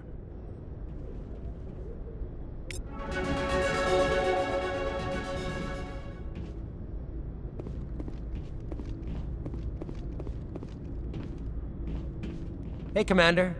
Looking for some extra supplies before you head out? What have you got? Whatever you want. Armor, weapons, mods. It's not standard Alliance issue, but that's not necessarily a bad thing. Well, as long as you don't mind paying for it. Why should I pay you for my weapons and armor? My stuff doesn't come from the Alliance. I have to purchase it myself, and it's not cheap. Hell, the licenses alone have set me back more than I'd like. But no licenses, no goods. Without the goods, I'm out of a job. Let's see what you've got. You bet, Commander.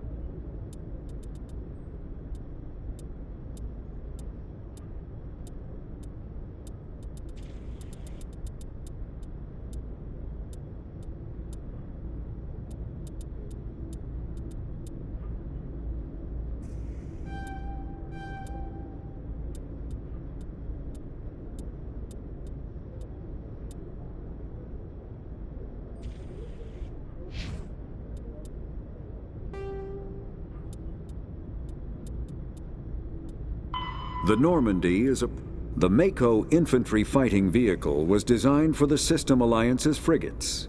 Though the interior is cramped, an M35 is small enough to be carried in the cargo bay and easily deployed on virtually any world. With its turreted 155mm mass accelerator and coaxially mounted machine gun, the Mako can provide a fire team with weapons support as well as mobility. Since Alliance Marines may be required to fight on any world, the Mako is environmentally sealed and equipped with microthrusters for use on low-gravity planetoids. The Mako is powered by a sealed hydrogen-oxygen fuel cell and includes a small Element Zero core. While not large enough to nullify the vehicle's mass, the core can reduce it enough to be safely airdropped. When used in conjunction with thrusters, it also allows the Mako to extricate itself from difficult terrain.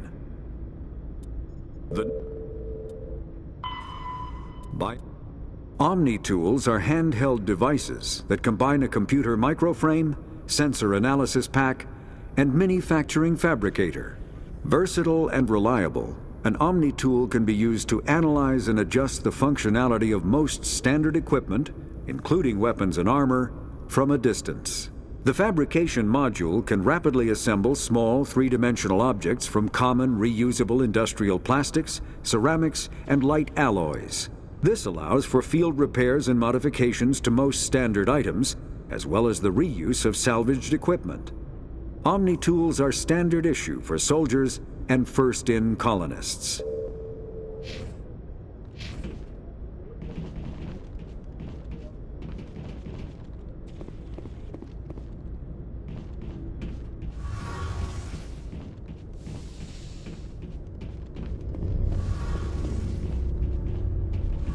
Hey, Commander, you know that Quarian, Tally? She's been spending all her time down here asking me about our engines. I'll tell her to leave you alone. What?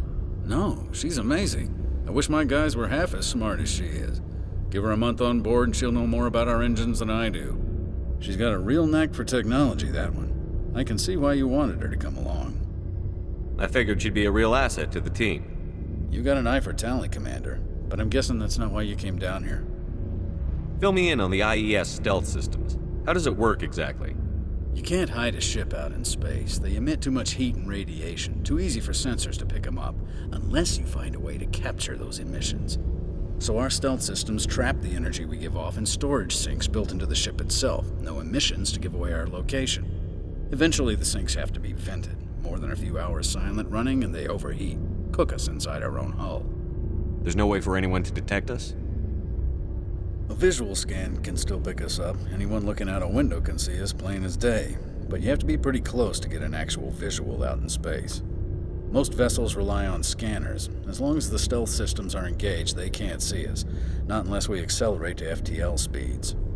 Why doesn't it work with faster-than-light travel? Cranking up to FTL blue shifts our emissions, pushes them into frequencies too high to capture in the sinks. As soon as we make the jump, it's like setting off a flare. Sensors can pick up our location whenever we enter or exit FTL flight, but for short-range missions, our stealth systems are amazing, and we've got the only one. Where else have you served, Adams? If you name a class of Alliance ship, I've probably served on it. Everything from dreadnoughts and carriers right down to frigates like the Normandy. My last assignment was on the Tokyo, only a cruiser, but she was a good ship. Couldn't hold a candle to the Normandy, though. I want to know more about the Normandy. She's the best ship I've ever served on, probably the fastest vessel ever designed, and she's the only one using the new Tantalus drive core. What's so special about the Tantalus drive core? Proportionally, it's about twice the size of any other vessel.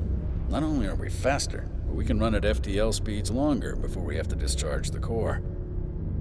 Carry on, Adams. Aye, aye, Commander.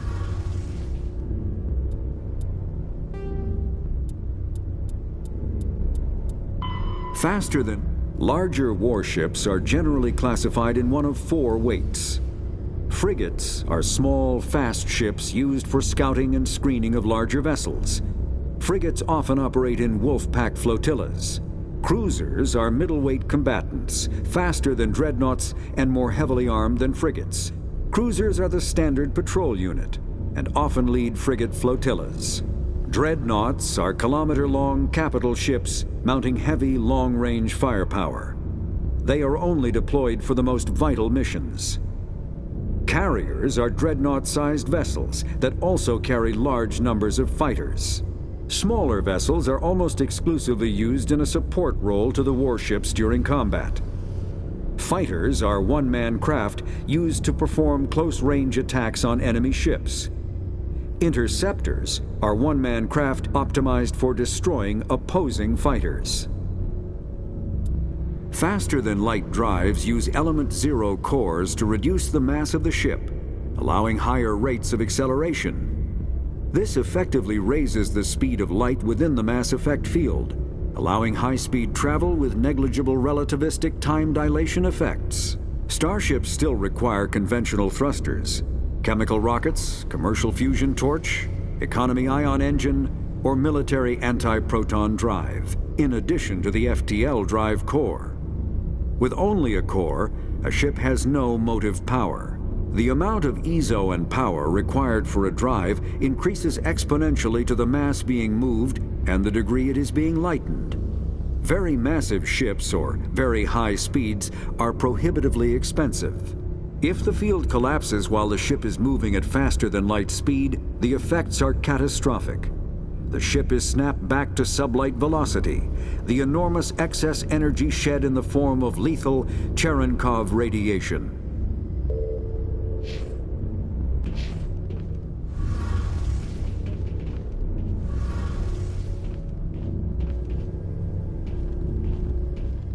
Your ship's amazing, Shepard. I've never seen a drive core like this before. I can't believe you were able to fit it into a ship this small. I'm starting to understand why you humans have been so successful. I had no idea Alliance vessels were so advanced. The Normandy's a prototype. Cutting-edge technology. A month ago, I was patching a makeshift fuel line into a converted tug ship in the flotilla. Now, I'm sitting on board one of the most advanced vessels in Citadel space. I have to thank you again for bringing me along. Traveling on a vessel like this is a dream come true for me. I had no idea you found ship technology so interesting. It comes with being a Quarian. The migrant fleet is the key to the survival of my people. Ships are our most valuable resource. But we don't have anything like this. We make do with cast-offs and second-hand equipment. We just try to keep them running for as long as we can. Some of the fleet's larger vessels date all the way back to our original flight from the Geth. I can't believe your fleet's still using ships that are 3 centuries old. They're constantly being repaired, modified, and refitted. They aren't pretty, but they work. Mostly. We've tried to make ourselves as independent as possible on the flotilla, grow our own food, mine and process our own fuel. But some things we just can't make on our own. A patch to maintain the hull integrity requires raw materials we just don't have. That's why our pilgrimages are so important. Tell me about your people.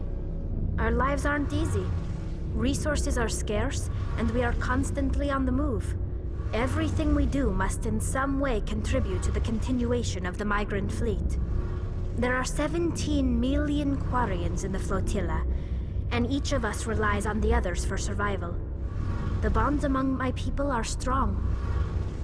Unfortunately, we have had to surrender many of the freedoms and civil liberties other species take for granted.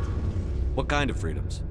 Well, it's illegal for parents to have more than one child. If our population grows too much, it would strain our resources to their breaking point. Of course, we also can't allow our numbers to become too few. If our population is in decline, the rule against single births is temporarily repealed. In extreme cases of population decline, incentives are even offered to encourage multiple births, though the Conclave hasn't had to take such measures in nearly a century. That's your government. The Conclave is our civilian branch of government. Each ship can elect a representative to serve on the Conclave and make decisions that affect the fleet as a whole.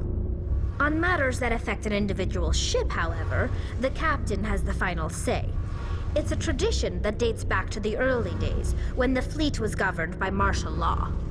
Fortunately, most captains nowadays are smart enough to have an elected council from their crew to give them advice and guidance. So the ultimate power rests with elected officials.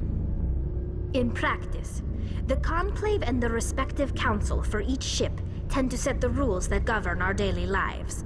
But in theory, we are still under military jurisdiction. The 5 top-ranking military officials in the fleet serve on the Admiralty Board. These 5 have the power to overrule any decision by the Conclave in case of emergency.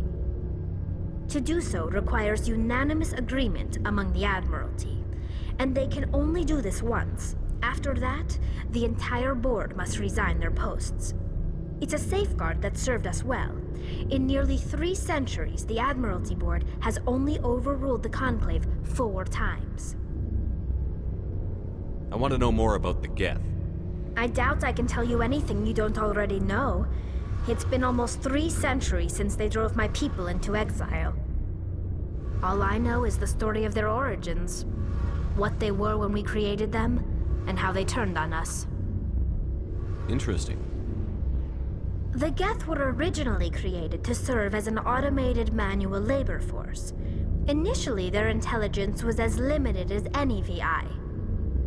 Over time, we made small modifications to their programming to allow them to perform more varied and complex tasks, bringing them closer and closer to true AI status.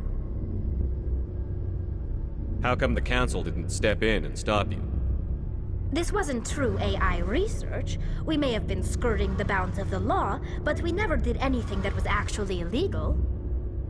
The changes were so insignificant, so gradual, that we were able to control them. Or so we thought. But one thing we underestimated was the power of the neural network. A million Geth thinking simultaneously created an inherently unstable matrix. So, the Geth share brain power? Many of the Geth's logic systems were designed to work in concert with other nearby Geth. Basically, the more of them you have in the group, the smarter they are. So there's some sort of group consciousness? No, nothing like that. They cannot share sensory data or information. Their programming cannot handle that much simultaneous input. Each Geth maintains an individual awareness and identity. The neural network only operates on a process-based level. It's basically the synthetic equivalent of a subconscious. But when they're in close proximity, they can coordinate low-level functional processes, freeing up more capacity for original or independent thought. What made them rebel? As we built more and more Geth, their effective intelligence became more sophisticated, more abstract. One day, a Geth began to ask its Quarian overseer questions about the nature of its existence. Am I alive? Why am I here? What is my purpose? As you can imagine, this caused a near panic among my people. I don't see what's so bad about those questions. The Geth were created to engage in mundane, repetitive, or dangerous manual labor. That's fine for machines, but it won't satisfy a sentient being for long. The Geth were showing signs of rudimentary self-awareness and independent thought. If the Geth were intelligent, then we were essentially using them as slaves. It was inevitable the newly sentient Geth would rebel against their situation.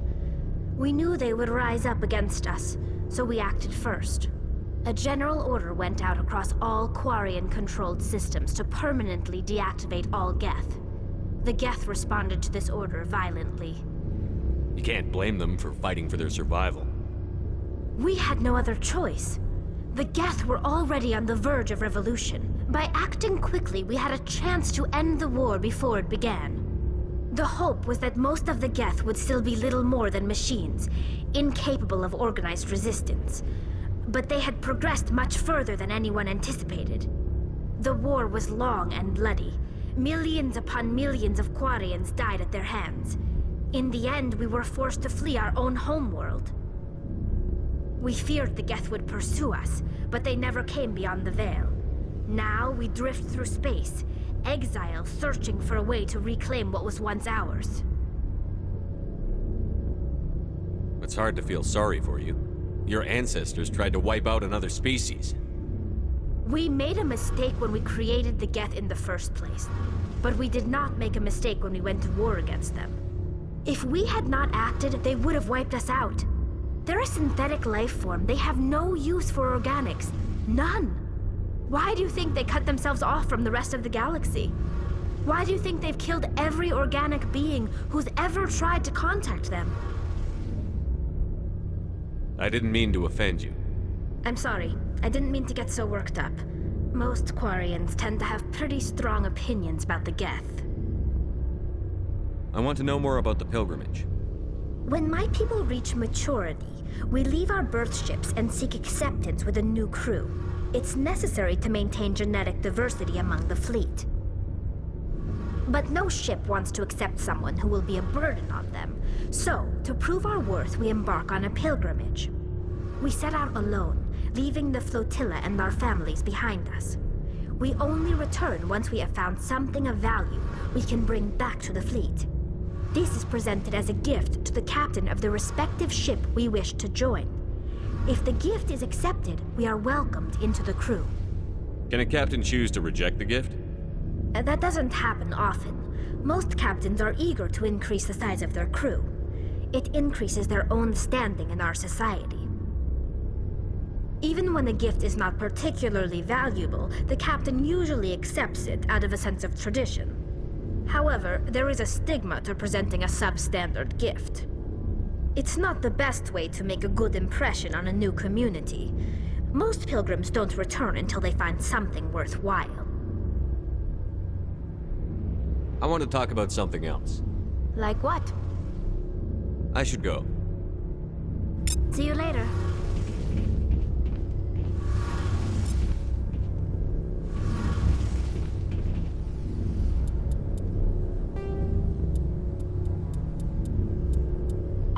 Biotics is the ability. An artificial intelligence is a self-aware computing system capable of learning and independent decision-making. Creation of a conscious AI requires adaptive code, a slow, expensive education, and a specialized quantum computer called a blue box. An AI cannot be transmitted across a communication channel or computer network. Without its blue box, an AI is no more than data files. Loading these files into a new blue box will create a new personality, as variations in the quantum hardware and runtime results create unpredictable variations. The Geth serve as a cautionary tale against the dangers of rogue AI, and in Citadel space, they are technically illegal. Advocacy groups argue, however, that an AI is a living, conscious entity, deserving the same rights as organics. They argue that continued use of the term artificial is institutionalized racism on the part of organic life. The term synthetic is considered the politically correct alternative. Element zero can increase or decrease the mass of a volume of space-time when subjected to an electrical current. With a positive current, mass is increased. With a negative current, mass is decreased. The stronger the current, the greater the magnitude of the dark energy mass effect. In space, low-mass fields allow FTL travel and inexpensive surface-to-orbit transit.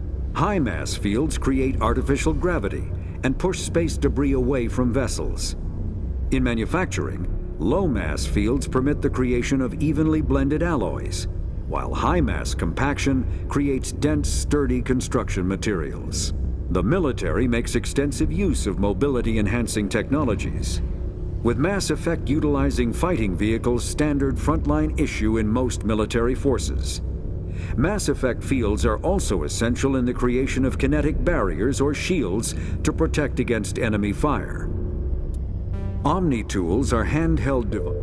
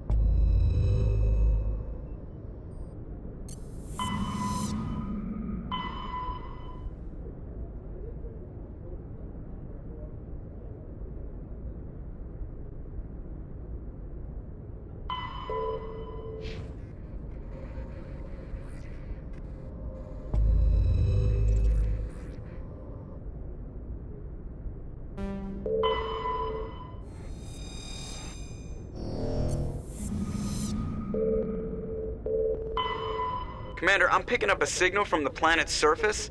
It looks like an automated distress beacon.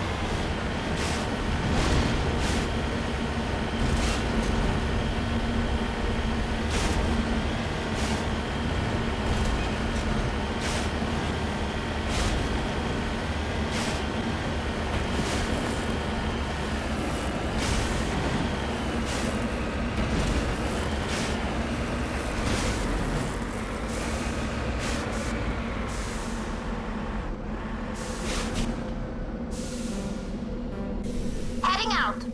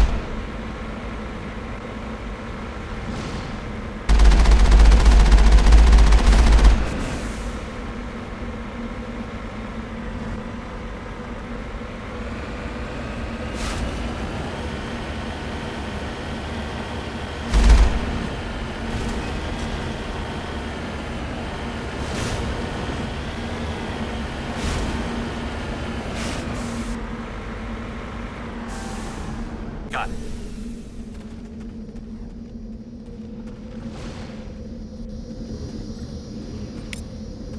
Alliance soldiers. Looks like they were lured here by the distress beacon.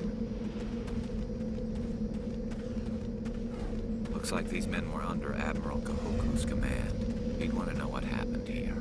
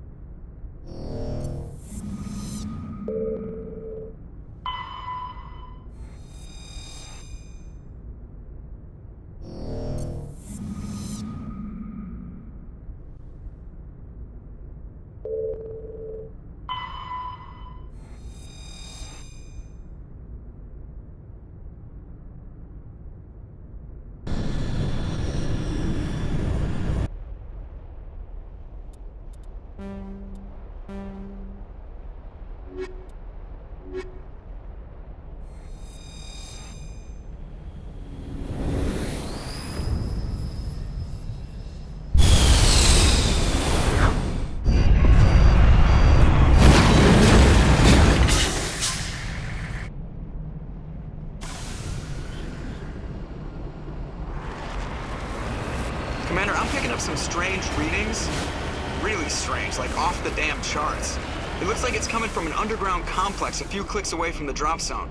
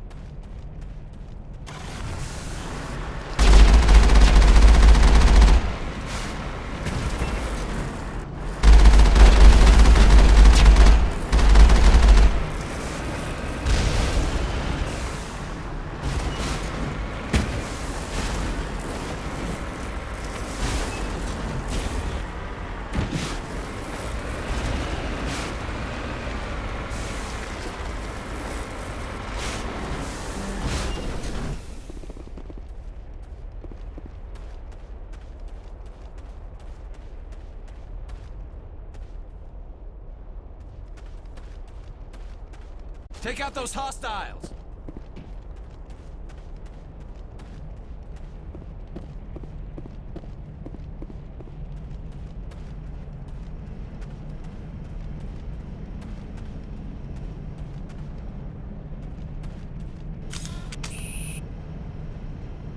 Not now, Shepard!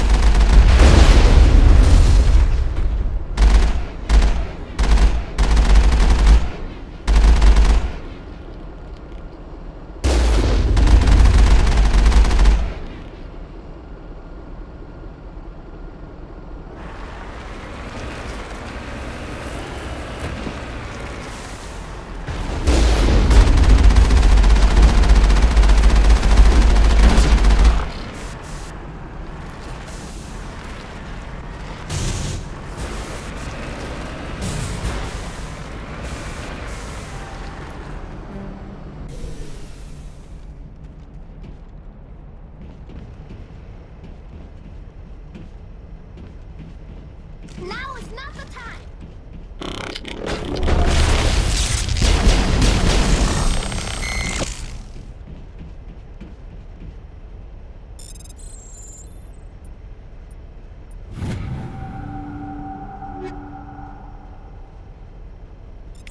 Perimeter clear.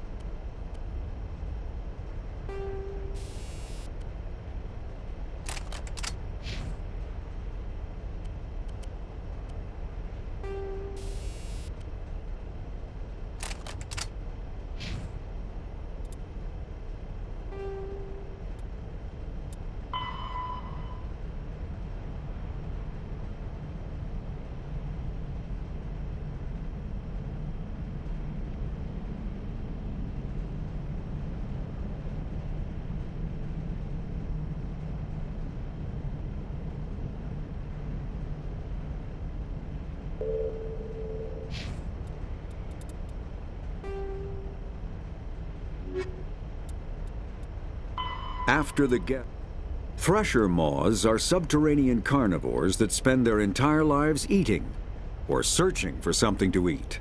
Threshers reproduce via spores that can lie dormant for millennia, yet are robust enough to survive prolonged periods in deep space and atmospheric re-entry. As a result, thresher spores appear on many worlds, spread by previous generations of space travelers. The body of a thresher never entirely leaves the ground. Only the head and tentacles erupt from the Earth to attack. In addition to physical attacks, threshers have the ability to project toxic chemicals and emit bursts of infrasound as a shockwave weapon. The Alliance first encountered threshers on the colony of Akuz in 2177. After contact was lost with the Pioneer team, Marine units were deployed to investigate. The shore parties were set upon by hungry threshers, and nearly the entire assault force was killed. Alliance forces recommend engaging threshers with vehicle-mounted heavy weapons.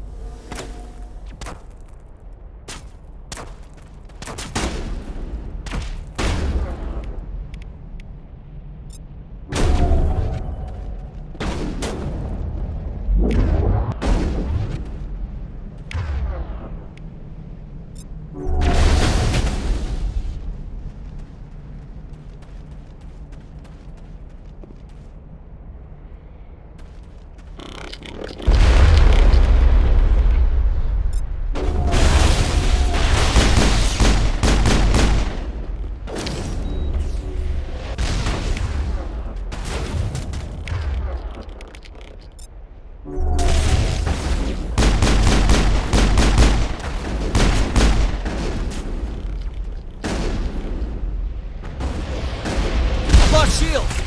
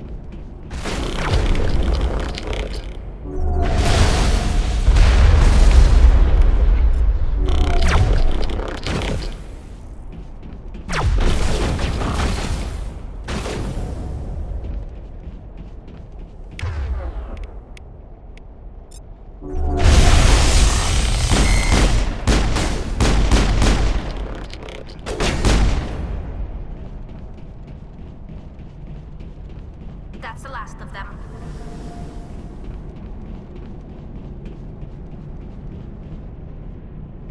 It looks like this cavern formed around the ruin, after it was built.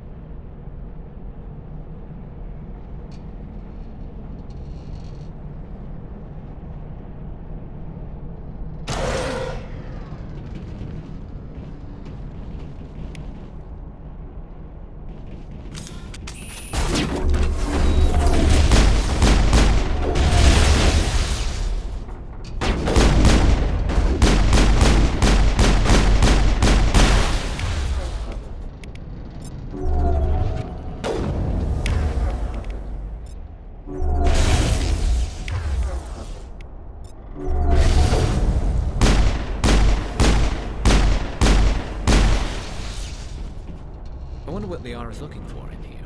Most Prothean ruins have nothing more than dead instrumentation.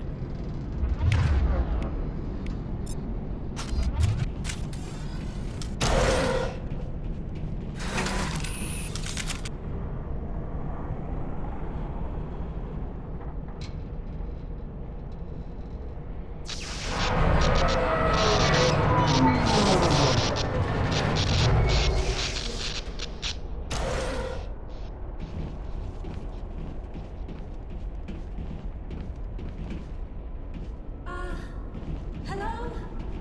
Could somebody help me? Please.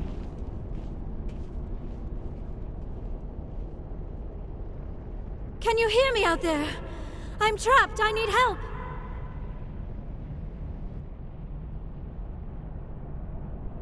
Are you okay? What happened to you? Listen, this thing I'm in is a Prothean security device. I cannot move, so I need you to get me out of it, all right?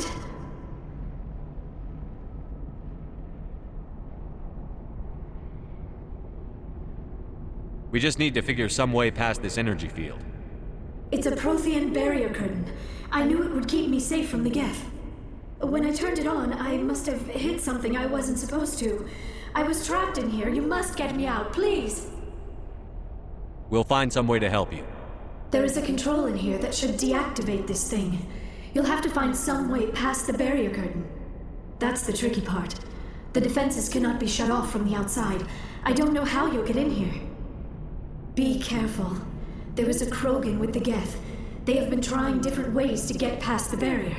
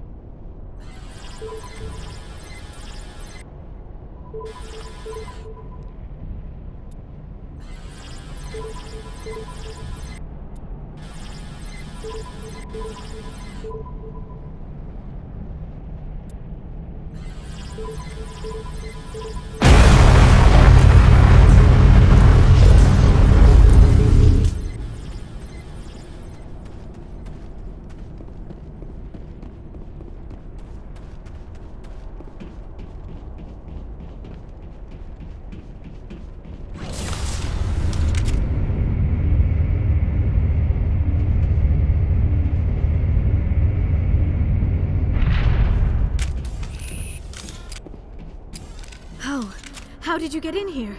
I didn't think there was any way past the barrier. We have to get you out of here before more Geth arrive. Yes, you're right. I've seen enough of them to last a lifetime. That button should shut down my containment field. Wait, Commander. Can we trust her? Her mother's working with Saren.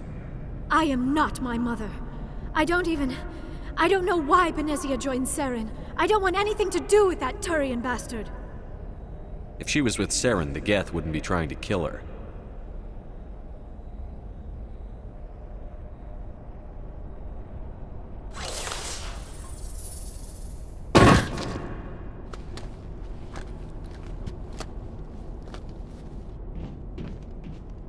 Any idea how we get out of this place? There is an elevator back in the center of the tower. At least I think it's an elevator. It should take us out of here. Come on!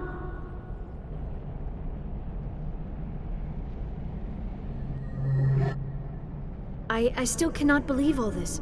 Why would the Geth come after me? Do you think Benezia's involved?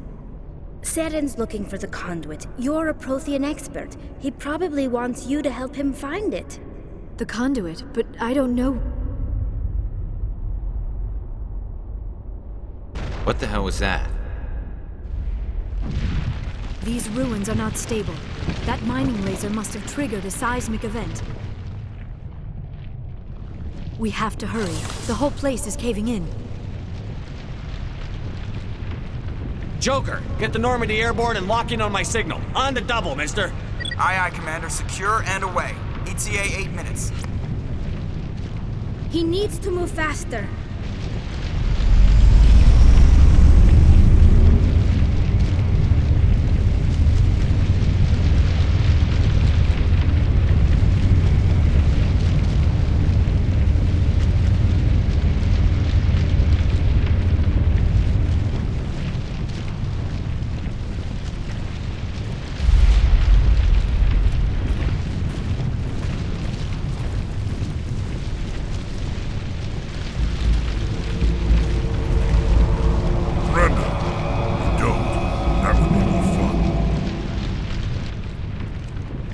In case you didn't notice, this place is falling apart.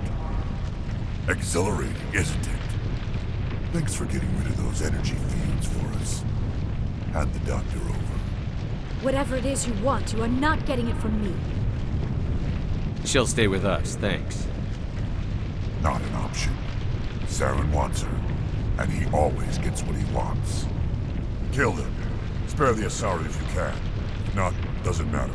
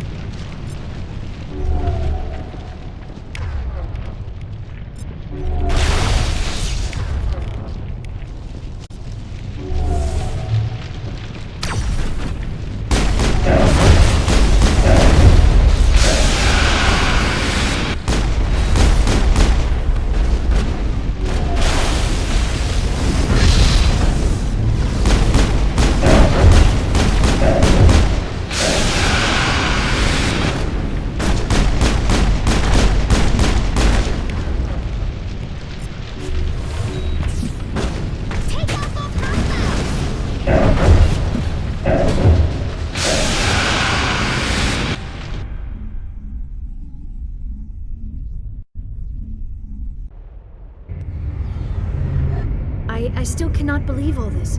Why would the Geth come after me? Saren's looking for the conduit. The conduit? What the hell was that? We have to hurry. The whole place is caving in.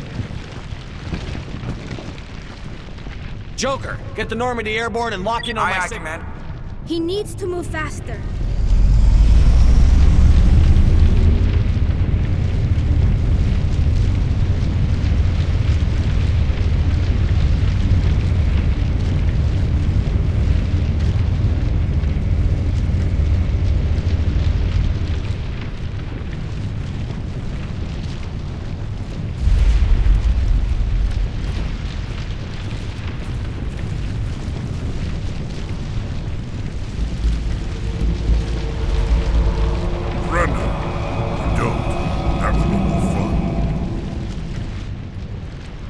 In case you didn't notice.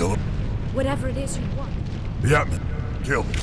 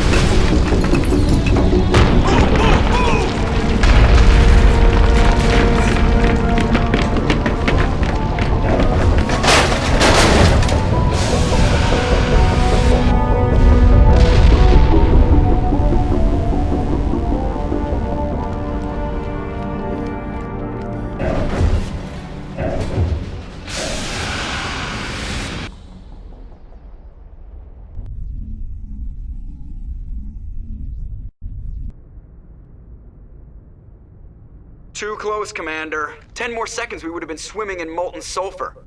The Normandy isn't equipped to land in exploding volcanoes. They tend to fry our sensors and melt our hull. Just for future reference. We almost died out there, and your pilot is making jokes? Joker pulled our asses out of there. I think he's earned the right to a few bad jokes. I see. It must be a human thing. I don't have a lot of experience dealing with your species, Commander. But I am grateful to you. You saved my life back there, and not just from the volcano. Those Geth would have killed me or dragged me off to Saren. What did Saren want with you? Do you know something about the conduit? Only that it was somehow connected to the Prothean extinction. That is my real area of expertise. I have spent the past 50 years trying to figure out what happened to them. How old are you exactly? I hate to admit it, but I am only 106. Damn! I hope I look that good when I'm your age. A century may seem like a long time to a short-lived species like yours. but among the Asari I am barely considered more than a child. That is why my research has not received the attention it deserves. Because of my youth, other Asari scholars tend to dismiss my theories on what happened to the Protheans. I've got my own theory on why the Protheans disappeared. With all due respect, Commander, I have heard every theory out there. The problem is finding evidence to support them. The Protheans left remarkably little behind. It is almost as if someone did not want the mystery solved. It is like someone came along after the Protheans were gone and cleansed the galaxy of clues. But here is the incredible part. According to my findings, the Protheans were not the first galactic civilization to mysteriously vanish. This cycle began long before them. Where'd you come up with this theory? I thought there wasn't any evidence. I have been working on this for 50 years. I have tracked down every scrap and shred of evidence. Eventually, subtle patterns start to emerge, patterns that hint at the truth. It is difficult to explain to someone else. I cannot point to one specific thing to prove my case. It is more a feeling derived from a half-century of dedicated research. But I know I'm right, and eventually I will be able to prove it. There were other civilizations before the Protheans. This cycle has repeated itself many times over. If the Protheans weren't the first, then who was? I don't know. There is barely any evidence on the Protheans, even less on those who came before them. I cannot prove my theory, but I know I am right. The galaxy is built on a cycle of extinction. Each time a great civilization rises up, it is suddenly and violently cast down. Only ruins survive.